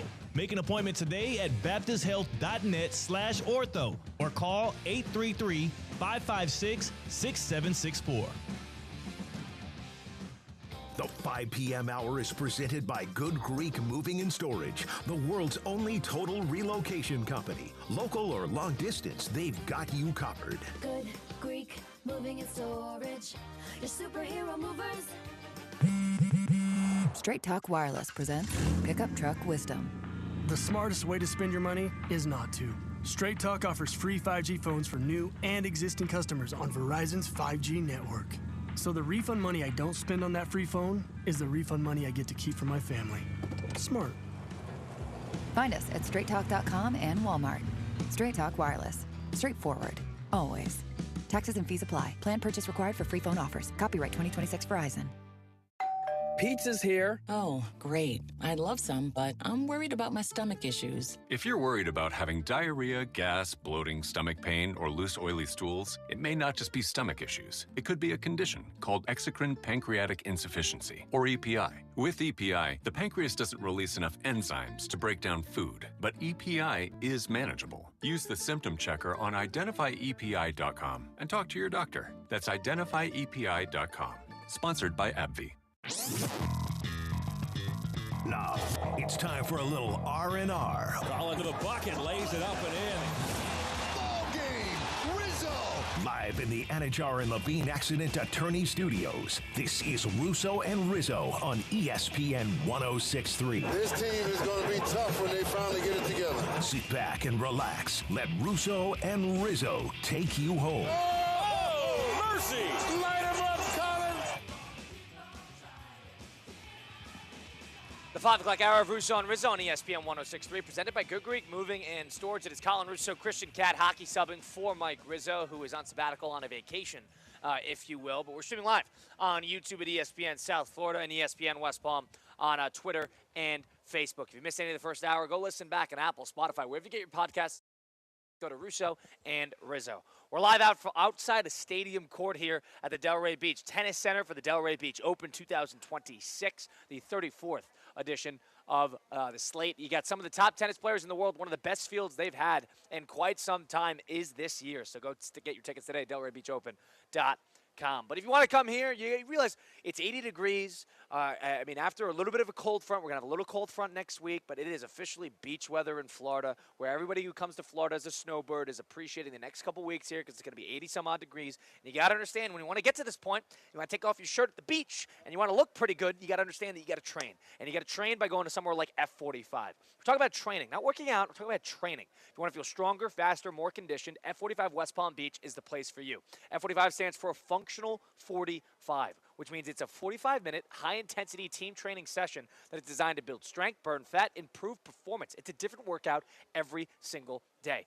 It's a team environment. It's a bunch of like-minded fitness individuals showing up to class together in the morning or in the afternoon with loud music, trying to get the best out of each other and the best out of yourself. Go today because if you're chasing strength, endurance, just trying to stay game ready, get into better shape, F45 West Palm Beach delivers. Get your first 3 classes for just $30. Go to f45training.com/West Palm Beach. Check them out in downtown West Palm. F45 West Palm Beach, team training, life changing. We got Damian Price helping us out at the City Place Studios. Let's, in the spirit of it, bounce around. Let's do a little 5 at 5, presented by Flagler Credit Union. 5 topics. High five. 5 o'clock. It's 5 o'clock somewhere. Let's get out of here. Endless takes. You can't handle the truth. All gas, no brakes. And it's shaking big time. It's time for the 5 at 5. Hold on to your butts. Presented by Flagler Credit Union, proud supporter of FAU Athletics. Number 1. Dallas Mavericks minority owner Mark Cuban. Ever heard of him? Well, he thinks that the NBA should, quote, embrace tanking and be more transparent in addressing the league's discussions regarding the subject. Cuban posted Tuesday on X a lengthy post about this. He started with the NBA should be misguided, thinking that fans want to see their teams compete every night with a chance to win. It's never been that way. When I, Mark Cuban, got into the NBA, they thought they were in the basketball business. They aren't. They're in the business of creating experiences for fans. He went on to suggest that tanking proves to fans that their team is looking ahead with the goal of being more competitive than the following year. Colin, why do you think Mark Cuban holds this stance? Or maybe more importantly, why do you think Mark Cuban is voicing this stance when tanking might be a bigger problem now than it ever has been in the NBA? I mean, it's a little misguided. It's a little from the owner perspective, not from the fan perspective. Let me get this straight. If Mark Cuban's under the impression that the whole reason people go to basketball games is just to get an experience out of it and just to have a good time by guessing where the basketball is under the 3 cups that move around on the Jumbotron, if you think that's the reason that people are going, then why is it when LeBron comes to town, people are spending, 3 times the normal price to get a ticket? Why is it when the best teams in the NBA are in town, it is way more of a hot commodity of a ticket? Why is that the case? Is it because people care about this fan experiences, or people want to see stars and big teams play in big games? That is exactly the reason. People want to see big games, people want to see big teams, and people want to see major moments in basketball. When these stars and these players and these teams don't have an interest in trying to win the game, not only does it hurt the fan experience, but it hurts the league as a whole. I'm surprised he took that stance. It's a little business mogul-like. It's not necessarily from the betterment of sports entertainment stance. It is more about trying to maximize profits. And he's trying to entertain and, what's the word? What magicians do, when they're trying Misdirect? to illusion. They're trying to give you the illusion that you're having a great time there when the game would stink. That's what it's like under the impression of that. Like, I feel like these owners and these athletes, like these are millionaires and billionaires, and I'm not going to take one side or the other just because of the amount of money they make, but what I can tell you is they are both so far removed from the people that actually consume their products. It's a Wednesday night. Telling you? It's the Wednesday night. I just get out of work, and I want to treat my family to a night out to go watch a Hornets game, to go watch a Pelicans game, to go watch, and if I don't have the guarantee that the players that are good on that team are going to play, you're only going to make that mistake once. Or one of the teams is not even interested in winning the game. Yeah. They're talking about, the fan experience. They don't remember. One thing Cuban said that's interesting is he did say, go to a game, you have 10 people, they probably wouldn't be able to tell you the final score. Well, it's not about from a basketball analysis perception. It's about being entertained by the game. It's not about being entertained by the bells and whistles. Are you entertained by the game? And how are you entertained by a game? Big stars playing at big moments in a close game that's competitive. That's the bottom line. And we move on to number 2. Out of the NFL.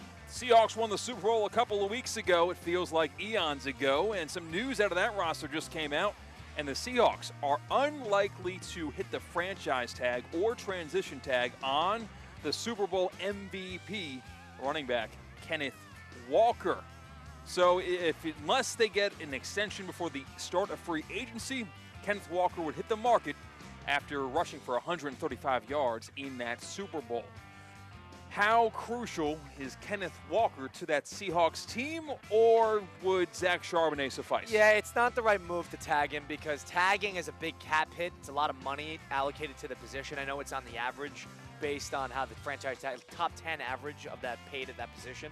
So unless you want to give him, $12, $14 strictly against the cap, I'm not sure if it's the right move because usually the best teams have running backs that are cheap. Kenneth Walker's a great player. If I'm Seattle, unless I could get him for pennies on the dollar comparatively, I don't know if I'm interested in bringing him back. I'm going to be completely honest with you. Not because I'm letting him walk and I don't want him on the team, but because it is not a best business model of the team. Here I am sounding like Cuban, but it's not in the best interest of the team to spend big money on a running back. This is just my personal opinion. I think it is more important to keep offensive line around, keep defensive line around, keep defense around. I think you do that before you even get to the running back position. So I don't know their financials well enough on the back of my hand, but I would say unless you could, if he's going to ask for a lot of money, don't be the first team that ponies up the duffel bags of cash. Yeah, I feel like on principle, on simple economics, you don't want to buy high. And this will be the highest the value of Kenneth Walker will ever be in his career, right? Like coming off the heels of winning a Super Bowl MVP at the running back position. I can't really imagine him being worth whatever him and his agent are requesting from the Seahawks. Let's say he wants $15 million a year, $14 million a year, whatever it might be. I don't know who the highest paid is. I know it's probably Saquon. But, those guys are making in the realm of about 12 to 16, I want to say. There might be one making 17. But outside of that, you're not paying a running back that type of money. I know, it might have worked for Saquon Barkley, but they front-loaded all that. The Eagles draft better than anybody. I wouldn't do this. I'm going to be honest. I wouldn't do this. I think Kenneth Walker's available for enough, and I know he's a great player. I'm not doubting him as an athlete. I think he's a very good player, but I don't think it's worth it. Has a Super Bowl MVP ever left the team for another team?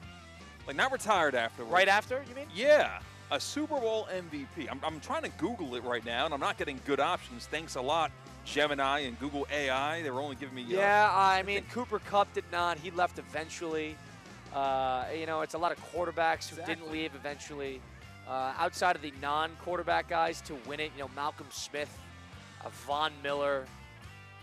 Yeah, maybe not. Maybe this might be. It definitely is not. I'd be surprised if it was a first, but I'm sure it's happened before. I think Nick Foles stayed Good with the point. Eagles. That's a great one. He got a big deal in the offseason. He went left to Jacksonville. That's right. They tied themselves to Wentz. Good shout, Damian Perez. Well, I mean, that was the writing on the wall. That's a good point. Nick Foles did leave, and Nick Foles left, and it didn't work out. He got hurt on the first drive in the Jacksonville game after, they got Doug Peterson and everything like that. But point is, I wouldn't do this. I don't know if it's worth You wouldn't tag him or re-sign him. The thing about tag is you make a lot of money. I know it's a single-year thing. Maybe they're not going to spend it elsewhere, so maybe you just do it. But players are against the tag, aren't they? Players don't like because there's no long-term stability. It's all guaranteed, but there's no long-term stability. I mean, they're playing on a 1 year, and they're just getting older, so therefore it's harder to get a long-term contract when you're a year older than the NFL. They hate it. I'm not surprised.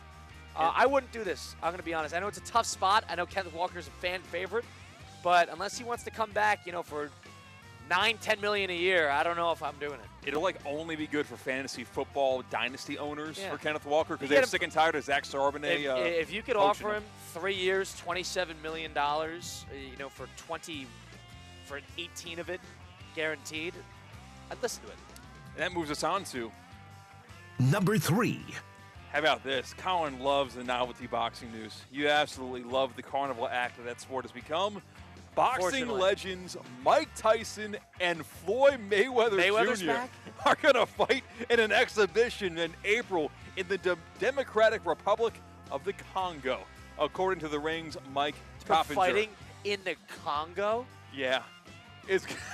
Dude, that's old school. That's the old school. That's like Thrilla, Manila. That's the Rumble in the Jungle, which was in Zaire at the time, which is, I believe, current day Zimbabwe. Those are probably 2 of the top 3. I don't know if you put Muhammad Ali above one of Floyd Mayweather or Mike Tyson. I would put Ali above both personally. Okay, yes. But they're 2 top 3 boxers of all time that are going to come out of retirement. What is it?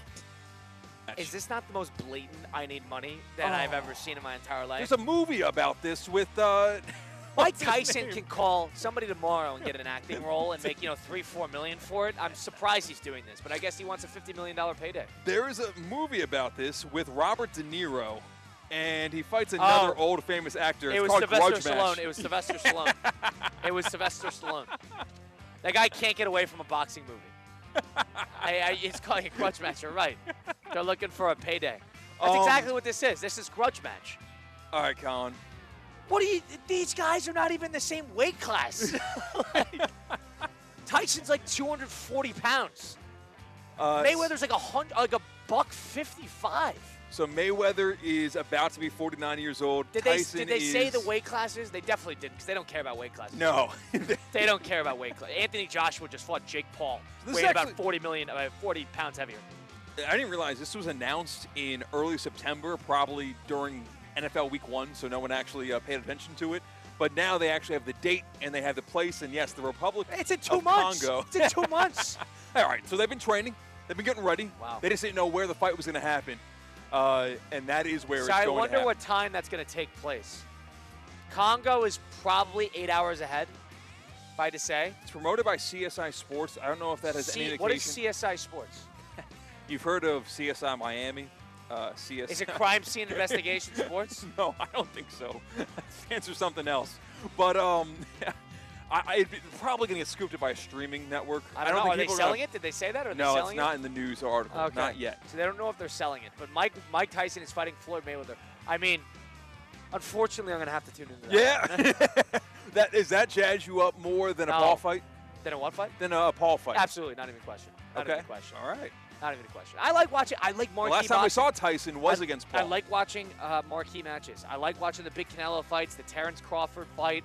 The first and second Fury Wilder fights I thought were very good.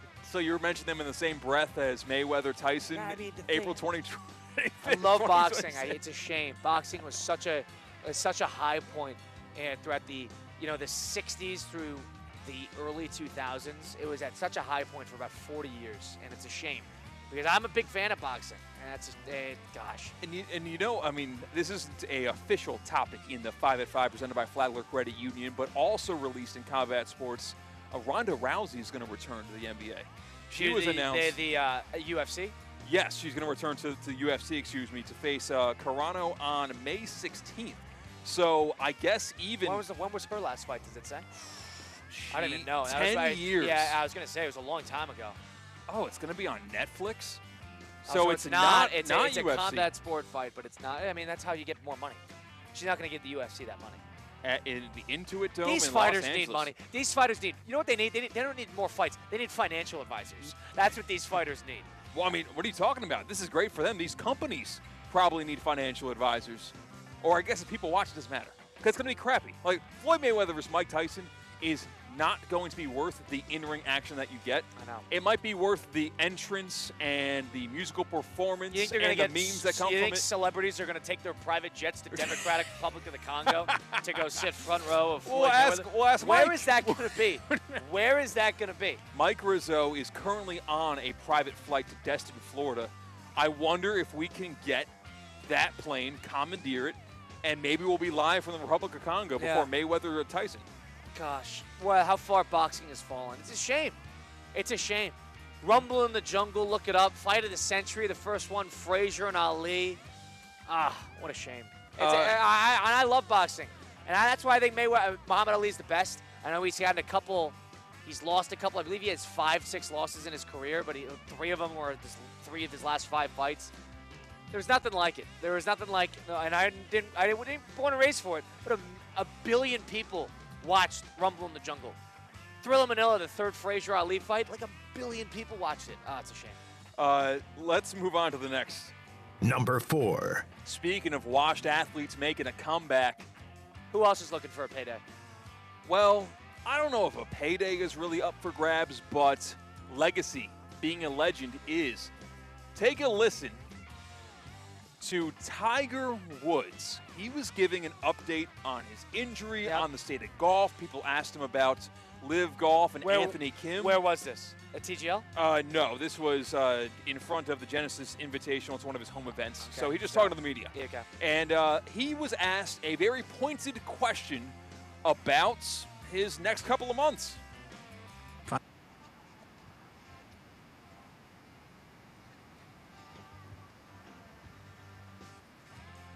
Tiger Woods not ruling out a return to golf, competitive golf, specifically this April to the Masters. At one time, Tiger Woods was known as the Okay, you're taking Needle. to the practice round now. I mean, gee, he's not going to play that many rounds, I'll tell you that. Is Tiger Woods at all a needle right now in the sport of golf? And if it's not Tiger, is it somebody else, or is there not a needle? It's not even a question. Tiger's a needle mover. He will get more of a following at the Masters if he plays that opening round than Scheffler will. Yeah, and I'm willing to say that. Tiger is still the biggest name that golf has ever had, probably ever will have, all things considered. Scheffler's a big star. We know that. We see Scheffler every week. We do not see Tiger every week.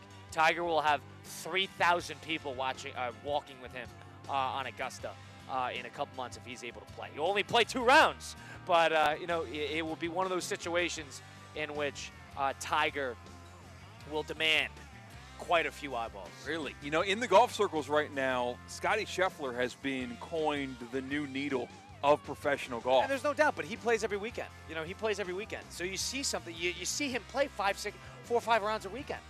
So you don't say, the thing about that is exclusivity. You get 1 or 2 at Tiger. People are going to be involved in that.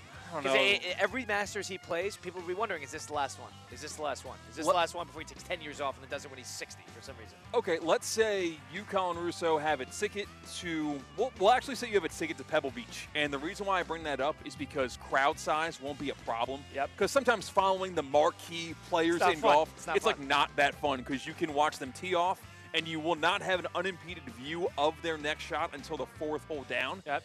And you got to miss golf in order to do that. Let's say it's Pebble Beach, where there's not a lot of crowds, private events. You're following Tiger over Scottie Scheffler? If he played over the weekend. Again, selfishly, I am not follow golfer around course guy. I don't like going, if I'm there to watch the golf, I'm watching it on TV. Because you want to watch every shot. But if I'm there for the moment, yeah, I'm following Tiger. Wow. Not even a question. Are you? Huh. I think you are. I think you are. I followed Tiger for like a little bit when he played in Maryland. And because of the crowd, which we took out of the equation in this situation. If you have a chance, you're doing it. I don't want to hear it. You're doing it. You know Scheffler's not going anywhere. And I have 1 ticket, and it's how I spend those 12 hours. And 3 of them will be with Tiger. Yeah, you know what? Scottie's not 30 yet. You're going to be able to see Scottie Scheffler for another decade in his prime. It's exclusivity, and he plays every weekend. Yeah, I'd probably follow Tiger. It's a shame, but that's it's what a it shame is. you'll see him shoot 3 over He's and be on the cut more line. than that. It's going to be his first tournament. It'll be 7 over. But, it'll be fun to watch Tiger. Okay, and that will move us to the next and final. Number 5. So we saw the news yesterday that Tyreek Hill got cut by the Miami Dolphins. He maturely said that he is unemployed on social media. And one of his former teammates is Chiefs defensive tackle Chris Jones, who took to the internet, @ed Tyreek Hill, and said, "It's time. If not the Chiefs, what's another destination that you could see Tyreek Hill land in 2026? Who would be the best fit for that one-time greatest player at his position?" I don't know if they'd do it, but they're kind of desperate. Buffalo would do it. Buffalo needs him. Buffalo needs him bad. You want to talk about a team that in perfect marriage? If they could reel him in and they could convince him to live in Buffalo, you're telling me that Tyreek Hill wouldn't see success with Josh Allen? He would absolutely see success. It's a matter, and that general manager's got a hot seat right now. You know, Brandon Beane had a bad go at it after the whole Sean McDermott situation, and then Terry Pagula, who's the owner of the team, never speaks to the media, went out and said that Keon Coleman had nothing to do with Brandon Beane, and then all the behind-the-scenes access shows otherwise. If he goes against Tyreek Hill and he can get him for somewhat cheap, I don't think that's a bad move at all. I think that's the right solution. I think that's the right place for him in his career. If he's trying to win, he might not be. He might be saying, this is my last contract. I want to get $14 million a year. I want to see if I can get 15 and call it a day with the Arizona Cardinals. Fine. But if he wants to actually win, Josh Allen gets him on the phone, I think Buffalo's the right move. You know, if you were a Bills fan or a Bills player and you were kind of exhausted from Stephon Diggs or Keon Coleman, get ready to learn Tyreek Hill because it's going to be that cranked to a 10, isn't it? Except a lot more talented Tyreek Hill versus He's a lot better Coleman. of a player. That's the bottom line. But right now, Tyreek Hill versus prime Stephon Diggs, they moved on from him because of wanting the ball. I feel like Tyreek Hill would probably be calling for the ball. I don't know if he'd mature over one offseason after that knee injury that he suffered on Monday Night Football. There's no doubt. I mean, he was the star. He was a bigger star than Tua was. He's not the biggest star of Buffalo. He can't criticize Josh Allen. Can't do it. You're not going to do it and get away with it. You want to go out and say, Tua's not giving me the ball. We have a bad relationship. You could get away with that in Miami. Tua bashing's okay. You cannot get away with that in Buffalo. So why he's not even going to try it? I'm convincing myself more by the second. That if they could deal with him and he could reel it in for a season, it's a good move. And I wonder how his health would be. ACL tore it was in September because it was the same day as Heat Media Day. It was Monday Night Football against the Jets. Yeah, he might be ready. He might be ready for week 1 to ramp up and play there. And you know why? This is it. You know who is going to be ready? It is the greatest golfers of all time, compiling on the PGA Tour champions, and is coming to the old course at Broken Sound in Boca Raton. It is called the James Hardy Pro Football Hall of Fame Invitational. It's March 6th through the 8th. Just about maybe 5 minutes away from where we are right now. You're going to watch NFL greats like Calvin Johnson, Lawrence Taylor, returning champion Tim Brown. They compete with the PGA Tour champion stars including Ernie Els, Darren Clark, 2-time major champion Zach Johnson, and announced today, if you're a fan of golf overseas, you know the name Patrick Hamilton. Harrington has been announced to compete at the James Hardy Pro Football Hall of Fame Invitational March 6th through the 8th. It's great access. You're going to get close. You'll be able to talk to these Pro Football Hall of Famers. There'll be access like you've never seen before, a compiling of Hall of Famers that are happening only in one other place, and that's Canton. Tickets are starting at just $36 per day. It's more than just a tournament. It's the home of legends. Get your tickets now. JamesHardyInvitational.com. That's James, H-A-R-D-I-E, Invitational.com. Christian Cat, Colin Russo, Damian Perez. We'll continue on. We're here. Got a little Steve Pollitt-Senior coming up on the other side of things. It's Russo and Rizzo, ESPN 106.3. Live from the Anajar and Levine Accident Attorney Studios. Anajar and Levine Accident Attorneys. Call 1-800-747-FREE. This is ESPN 106.3. Every great performance starts with a plan. Your game plan for greatness begins at Men's Only Medical. Dr. Al is redefining men's health with concierge care and cutting-edge treatments tailored just for you. From anti-aging and weight management to cardiovascular health, skin, and hair, they've got you covered. Expect personalized care and advanced technology to help you look, feel, and perform your best. Visit mensonlymedical.com. Men's Only Medical, setting a new standard for men's health. What's the Anajar Levine difference? When you're injured in a car crash, we focus on your case so you can focus on the one thing that matters most. Getting better. I'm Glenn Levine with Anajar Levine. We'll fight to get you the maximum compensation you deserve. Call our legal team right now for a free consultation. 1-800-747-FREE. We'll help you take back control of your life. Call 1-800-747-FREE. That's 1-800-747-3733. In office, West Palm Beach. Hi, I'm Janice Ridenour from J. Zello & Associates. For nearly 30 years, my firm has worked alongside business owners and their teams, helping them truly understand QuickBooks with clear accounting guidance, proven workflows, and hands-on training. We offer customized QuickBooks Online training delivered in a supportive, judgment-free environment so you can learn at your pace. If you're stressed about your books, you don't have to be. Get trained, get confident, get it right. And when you need ongoing support or you'd rather have it done for you, our experienced team is here to help. Visit jzolo.com and schedule your free consultation today. At HSS, movement is their specialty. Their team of experts provide personalized treatment options backed by over 160 years of orthopedic expertise. Whether you need advanced non-surgical solutions, surgical care, or comprehensive rehabilitation, HSS Florida delivers the exceptional quality care you expect from HSS, the nation's #1 in orthopedics. With 3 locations in West Palm Beach, Wellington, and now Jupiter, expert care has never been closer to home. Choose better, move better. Learn more at hss.edu/Florida. The countdown is on to Palm Beach's PGA Tour event. The Cognizant Classic in the Palm Beaches returns to PGA National Resort and Spa to kick off the Florida Swing February 25th through March 1st. Secure your spot to watch the pros take on one of golf's toughest stretches of holes at the iconic Bear Trap, while enjoying plenty of fan activities, local bites, drinks, and more. Tickets are on sale now at thecognizantclassic.com. Don't forget, 2 kids get in free with each ticketed adult. What would you do with an extra $700? You can earn up to $700 per year with Boost Checking from Flagler Credit Union. Boost Checking pays 7.0 annual percentage yield on balances up to $10,000. That's up to $700 extra to do what you love. Boost Checking from Flagler Credit Union. Requirements apply to earn the highest dividend rates. Limit 1 checking account per membership. Dividend rates and annual percentage yield subject to change. Business accounts do not qualify. Insured by NCUA, official credit union of Florida Atlantic Athletics. ESPN 1063 is your home for live sports, presented by Hard Rock Bet, the home of Inter Miami, the Florida Panthers, and the Miami Heat, with all of the biggest live events in sports. If it's happening in sports, it's happening right here on ESPN 1063, South Florida's home for sports, presented by Hard Rock Bet.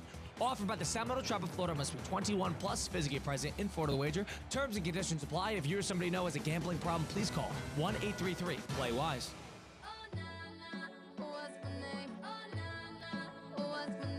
Let's get back to the Anajar and Levine Accident Attorney Studios. This is Russo and Rizzo on ESPN 1063. Well, we're live at the Delray Beach Open, but, just up north of here, if you're a tennis fan, most likely you're a golf fan, too. And if you've seen the PGA's Tour's best on the course, you could go see them in the arena on prime time. Season 2 of TGL, presented by SoFi, is back with big moments, big personalities, nonstop action on the big screen. Shot clocks, hammer drops, timeouts, and overtime. City versus city, squad versus squad. Tickets are on sale now, but availability is limited. Visit tglgolf.com to get your tickets while they last. TGL, presented by SoFi. Keep up. It is golf. Colin Russo and Christian Catt. It is Russo and Rizzo on ESPN 106.3. Welcoming in, he's a Palm Beach Sports Commission Hall of Famer. He is the Good Karma Brand's president. He is the Palm Beach Gardens Youth Athletic Association vice president. It is Steve Pollard Sr. with us now. Steve, welcome in. How you doing today? What's going on? Guys, great. What a world tour you're on. Different big-time sporting event, big-time Palm Beach County event every day, it seems like this week, this month. I was glad to be with you guys last night for what was a great event at Cacti Park of the Palm Beaches, getting the Grapefruit League spring training in Florida off to a great start. And, Steve, yesterday specifically, Governor Ron DeSantis from the state of Florida was there, and a number of different baseball legends were in the building. Roger Clemens, Barry Larkin, Go down the list of all the great players that we saw throughout. Dennis Martinez. Steve, going to those type of events, is there anybody that you fanboy over as somebody who's been to a lot of these things where if you see him, you sort of, oh my gosh, turn into a little kid again? I we see some of these guys around because they're present in the community. But I was like Johnny Bench. I mean, that's arguably when you're around the greatest at any position. I think that's pretty amazing. So last night in one room, Roger Clemens, Johnny Bench, Barry Larkin, and I'm biased because we're friendly, but I still think Rick Ankiel's story. I mean, he's in the Babe Ruth, Shohei Ohtani. Few who have succeeded, in pitchers and as field players and hitters. I just thought, what we just had right there last night was absolutely incredible. Jeff Conine, greatest Marlin of all time. It was a really cool event last night. And Steve, Governor DeSantis. It wasn't cool when Mike Rizzo was screaming at Jeff from the sales team that he didn't text his picture to him in time. But the rest of the night was a home run. So to add context, Steve Politziner, myself, Mike Rizzo, Stephanie Prince, our market manager, and one of our marketing consultants, Jeff Greenwald, were at a table, and this is a tabled event, so there's a bunch of different spots. And this is about 45 minutes after we had Governor DeSantis on the program. And we took a picture with Governor DeSantis. And for some reason, that memory just wafted over Mike because Mike was not sure that we took a picture with Governor DeSantis after we did the interview. So he is freaking out at this table thinking, boy, did we take a picture? Did we forget to take a picture with Governor DeSantis? And then I said, Mike, Jeff took a picture. And while we're doing the opening remarks at this, ballroom, Mike's like, Jeff, you got to send the picture. And then Jeff got confused, and Jeff ended up just taking a picture of what was going on and then sent that one. So there was a minor confusion there. But we did get a picture with Governor Ron DeSantis. How did Mike not know that he was in a picture with the governor? It was 15 minutes before, and then was so freaked out about it that Jeff heard take a picture. He just held his camera up and started shooting pictures.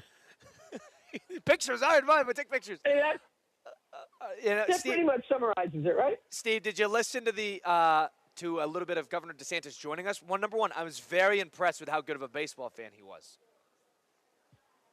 Yes, I did. I was there on site. A crowd had gathered, and you had the speaker going, and I think the fact that he knew it wasn't going to be a political conversation and was able to talk about what he really enjoys is baseball. I think he's got a baseball background, as well as just what baseball does for Florida, what spring training does for Florida.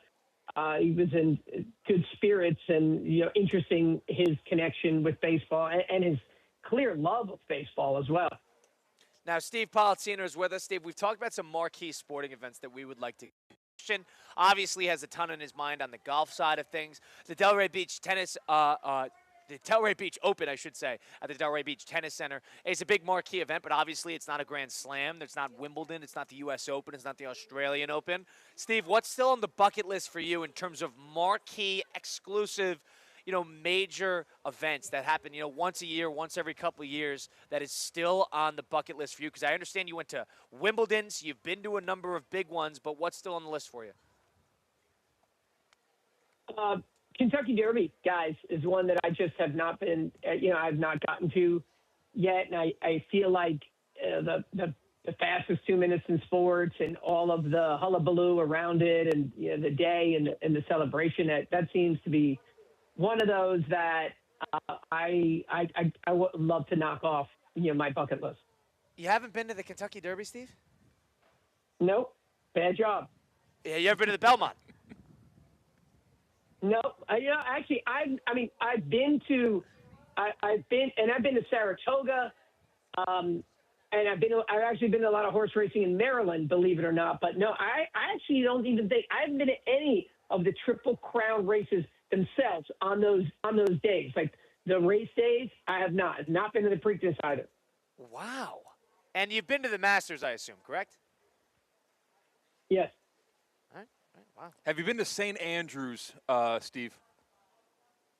Nope.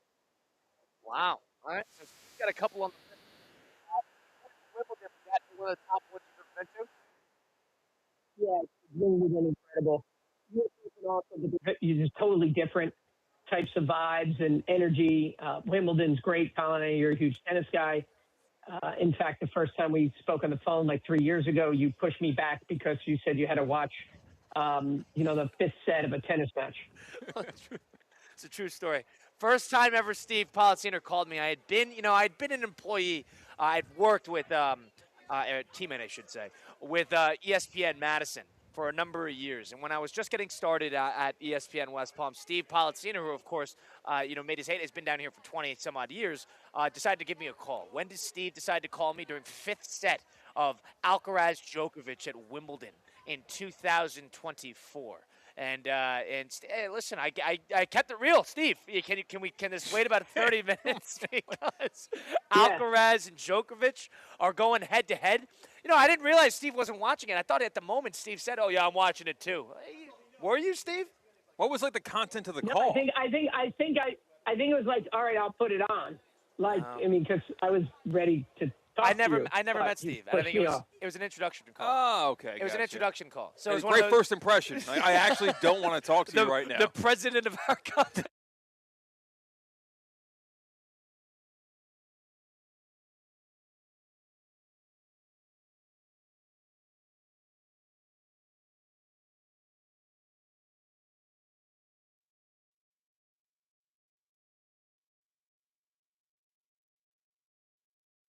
This team.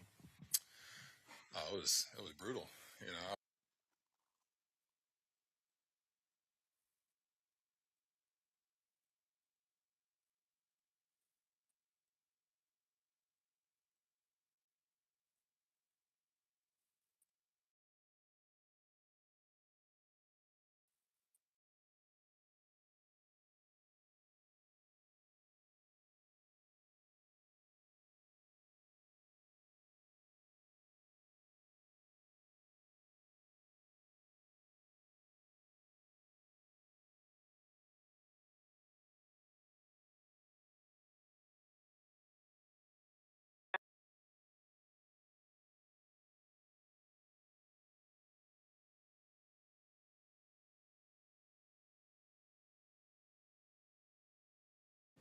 He had confirmed.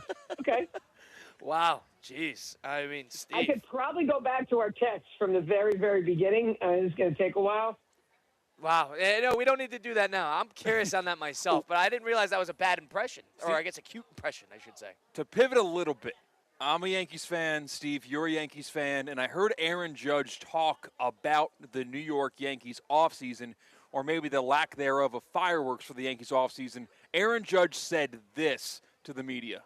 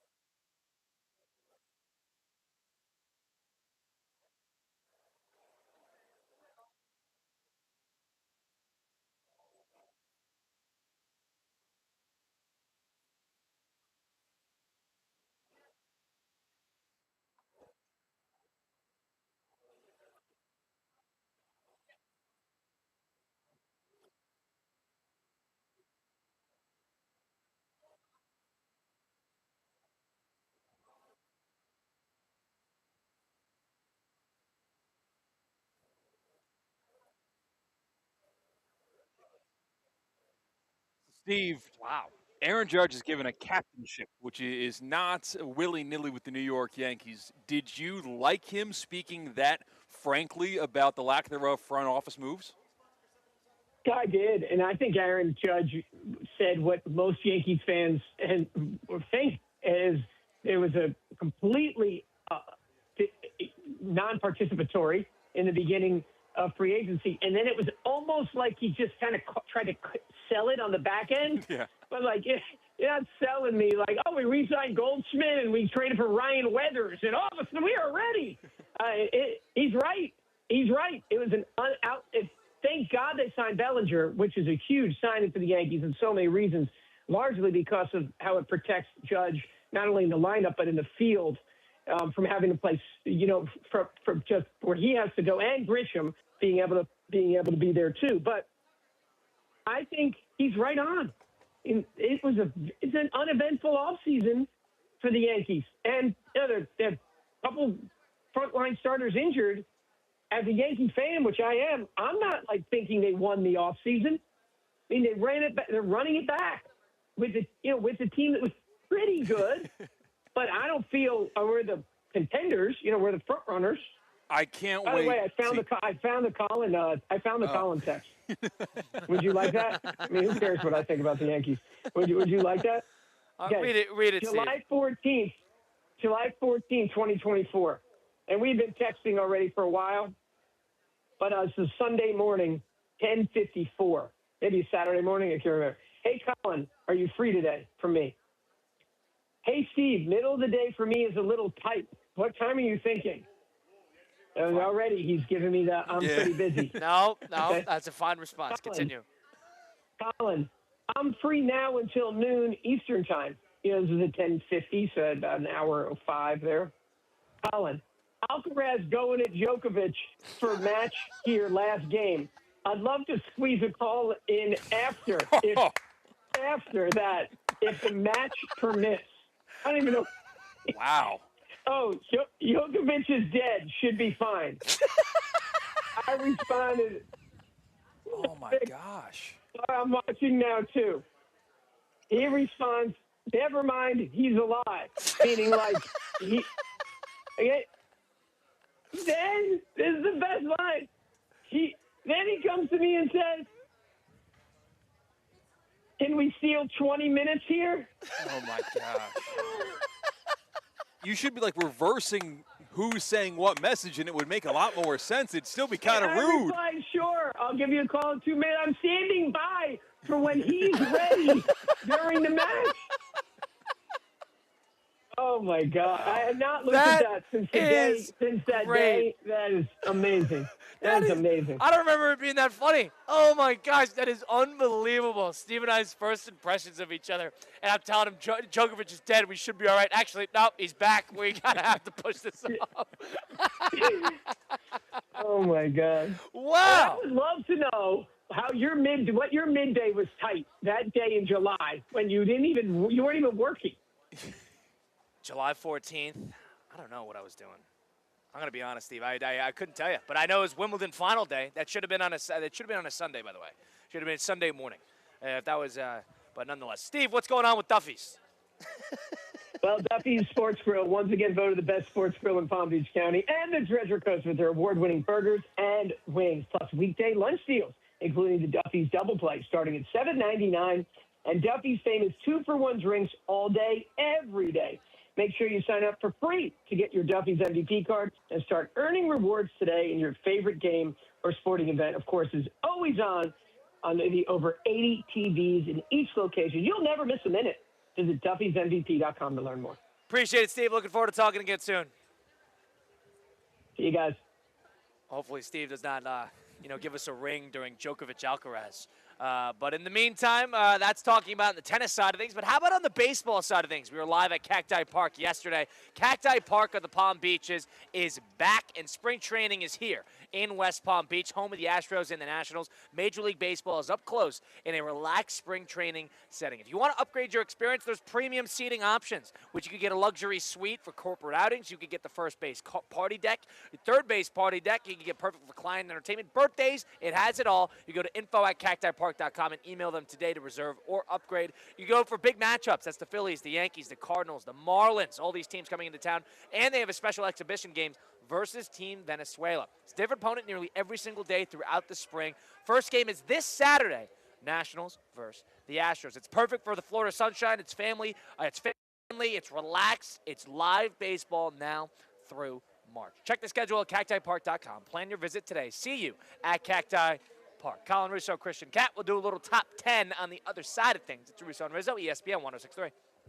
Live from the Anajar and Levine Accident Attorney Studios. Anajar and Levine Accident Attorneys. Call 1-800-747-FREE. This is ESPN 106.3.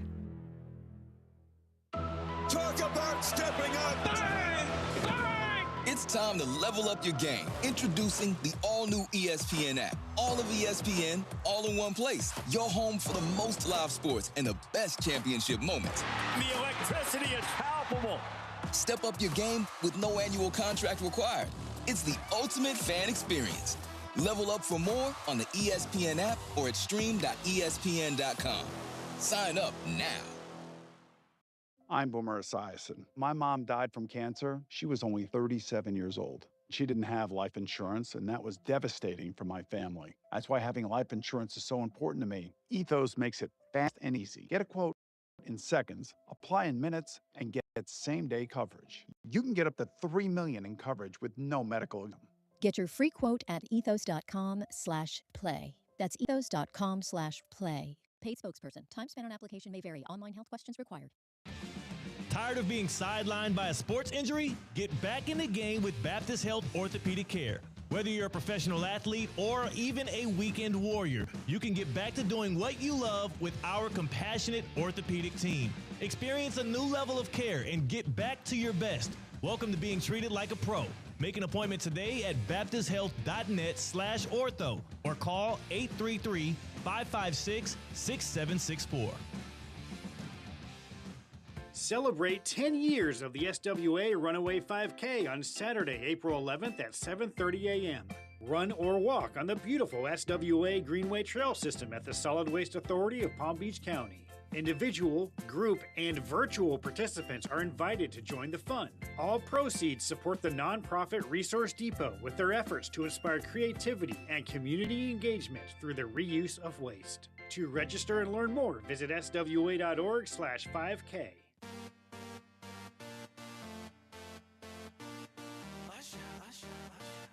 Yeah, man. Let's get back to the Anajar and Levine Accident Attorney Studios. This is Russo and Rizzo on ESPN 106.3. Hard Rock Bet is your place to get in on the game. You can download the app today, and if it's tough with no football, but like the song says, I bet I will survive. With Hard Rock Bet, there's always something to bet on every single night. College hoops, professional hoops, hockey, Olympics, so much more. Go same game parlay, increase your odds. Go game by game, league by league, anytime, any place, any game. Hard Rock Bet is better because the sound of the ball in the hardwood, sneakers squeaking, you got March Madness around the corner. You could get involved on all this on the app. Bet today, go refer a friend. You get a bonus bet up to $50 when you do refer a friend on the app. Go download today on the Google Play Store or the Apple App Store. Go to Hard Rock Bet today. Hard Rock Bet is offered by the Seminole Tribe of Florida. Must be 21 plus. Physically present in Florida. The wager. Terms and conditions apply. If you or somebody you know has a gambling problem, please call 1-833-PLAY-WISE. Let's figure out a little top 10 action presented by Good Greek Moving and Storage. Who's moving up?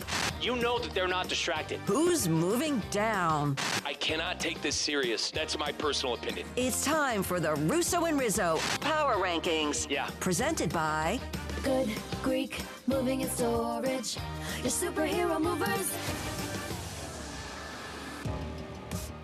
A little different this week with no Mike Rizzo, presented by Good Greek Moving and Storage. We're going to do a little top 10. Here's what I have in store. We were talking about live sporting events all week as we were live here at the Delray Beach Open, and my theme today is going to be the live sporting events that I would like to go to that I haven't yet, that it's going to be 1 through 10. Christian is going to be our judge, jury, and executioner towards the end. All right, I'm going to go 1 through 10, to be honest with you, because I think it's better to go back way. Yeah. Number 1, Christian's not going to agree with this, but Wimbledon's number 1.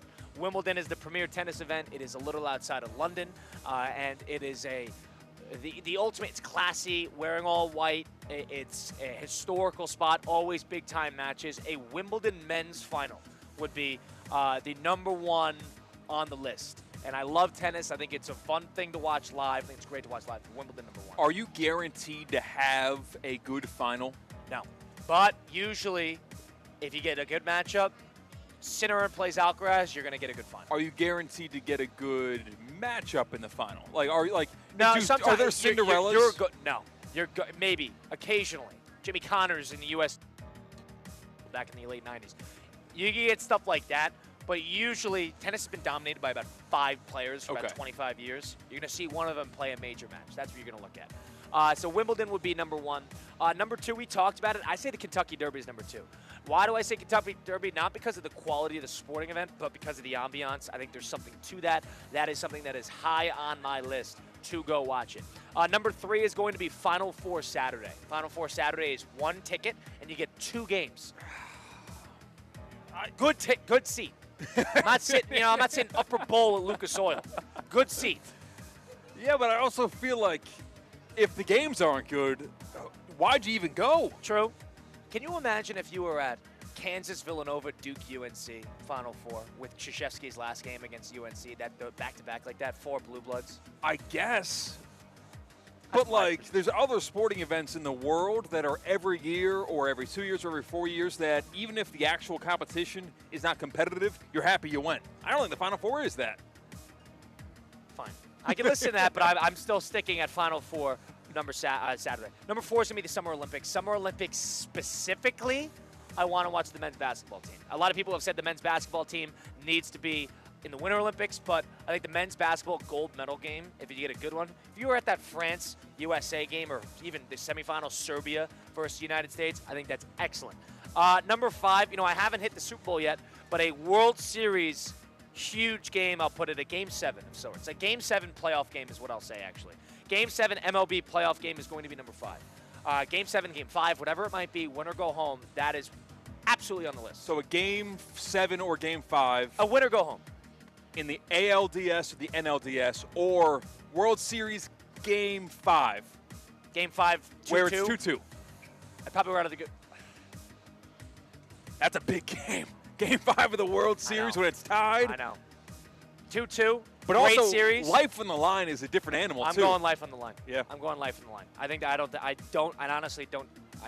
Because it's fun to see the manager act out of his mind, and you're seeing guys throw you've never seen in spots you never have because it's win or go home. Yeah. I agree with you there. I do. Number 6 is going to be the Rose Bowl. Rose Bowl for a game live. I think that's self-explanatory. They talk about a moment, a game, semifinal, whatever it might be.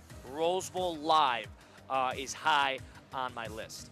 I haven't said anything with the golf yet, but I'm going to throw it in now. The Masters is going to be number 7. It's not high on my list because I do think golf is better on TV, and I think golf, if you care about the actual tournament, is much better watching via CBS and Jim Nantz comparatively to be there live. And you're somebody who has been there. Yeah, I went to a practice round, and that's pretty much the people say that's almost a better ticket to get because of the lack of phone usage there. You get to enjoy the grounds and see all the legends in that way. Yep, so that's going to be number 7. Number 8 is going to be the Super Bowl. I'm going to put the Super Bowl at number 8. I have no problem with this being here. I think the Super Bowl is a good event to go to live. I'm not dying to go to it live. That's what I'll say on that front. Outside of that, NBA Finals. A Game 7 of an NBA Final would be about number 9. I think Game 7 of the NBA Finals, we saw one last year. It wasn't a great one in the OKC Thunder and the Indiana Pacers because of a torn Achilles for Tyrese Halliburton. But ultimately, I think that would be near the top of the line of something I want to go to live. Outside of that, the last one, I know it's a weird one, a Duke home game for college basketball. I like it. That's a good ticket. I like it. It's an impossible ticket. Yeah. Duke home game would be my last one. A Duke big home game. Yeah. You like that? Not Syracuse last night. No. Losing by 60? Tell me that 10 years ago, I'd be pretty excited, but right now, no. Big-time job that's going to open up the offseason. So Wimbledon, number 1, Kentucky Derby, number 2, Final Four, number 3, Summer Olympics of the men's basketball, number 4, World Series, 5, Rose Bowl, 6, Masters, 7, Super Bowl, 8, NBA Finals, Game 7, 9, and Duke, home game, 10. Colin Russo, Christian Cat, Damian Perez from the Delray Beach Open saying so long. We'll see you next time, same time. Russo and Rizzo, ESPN 106.3.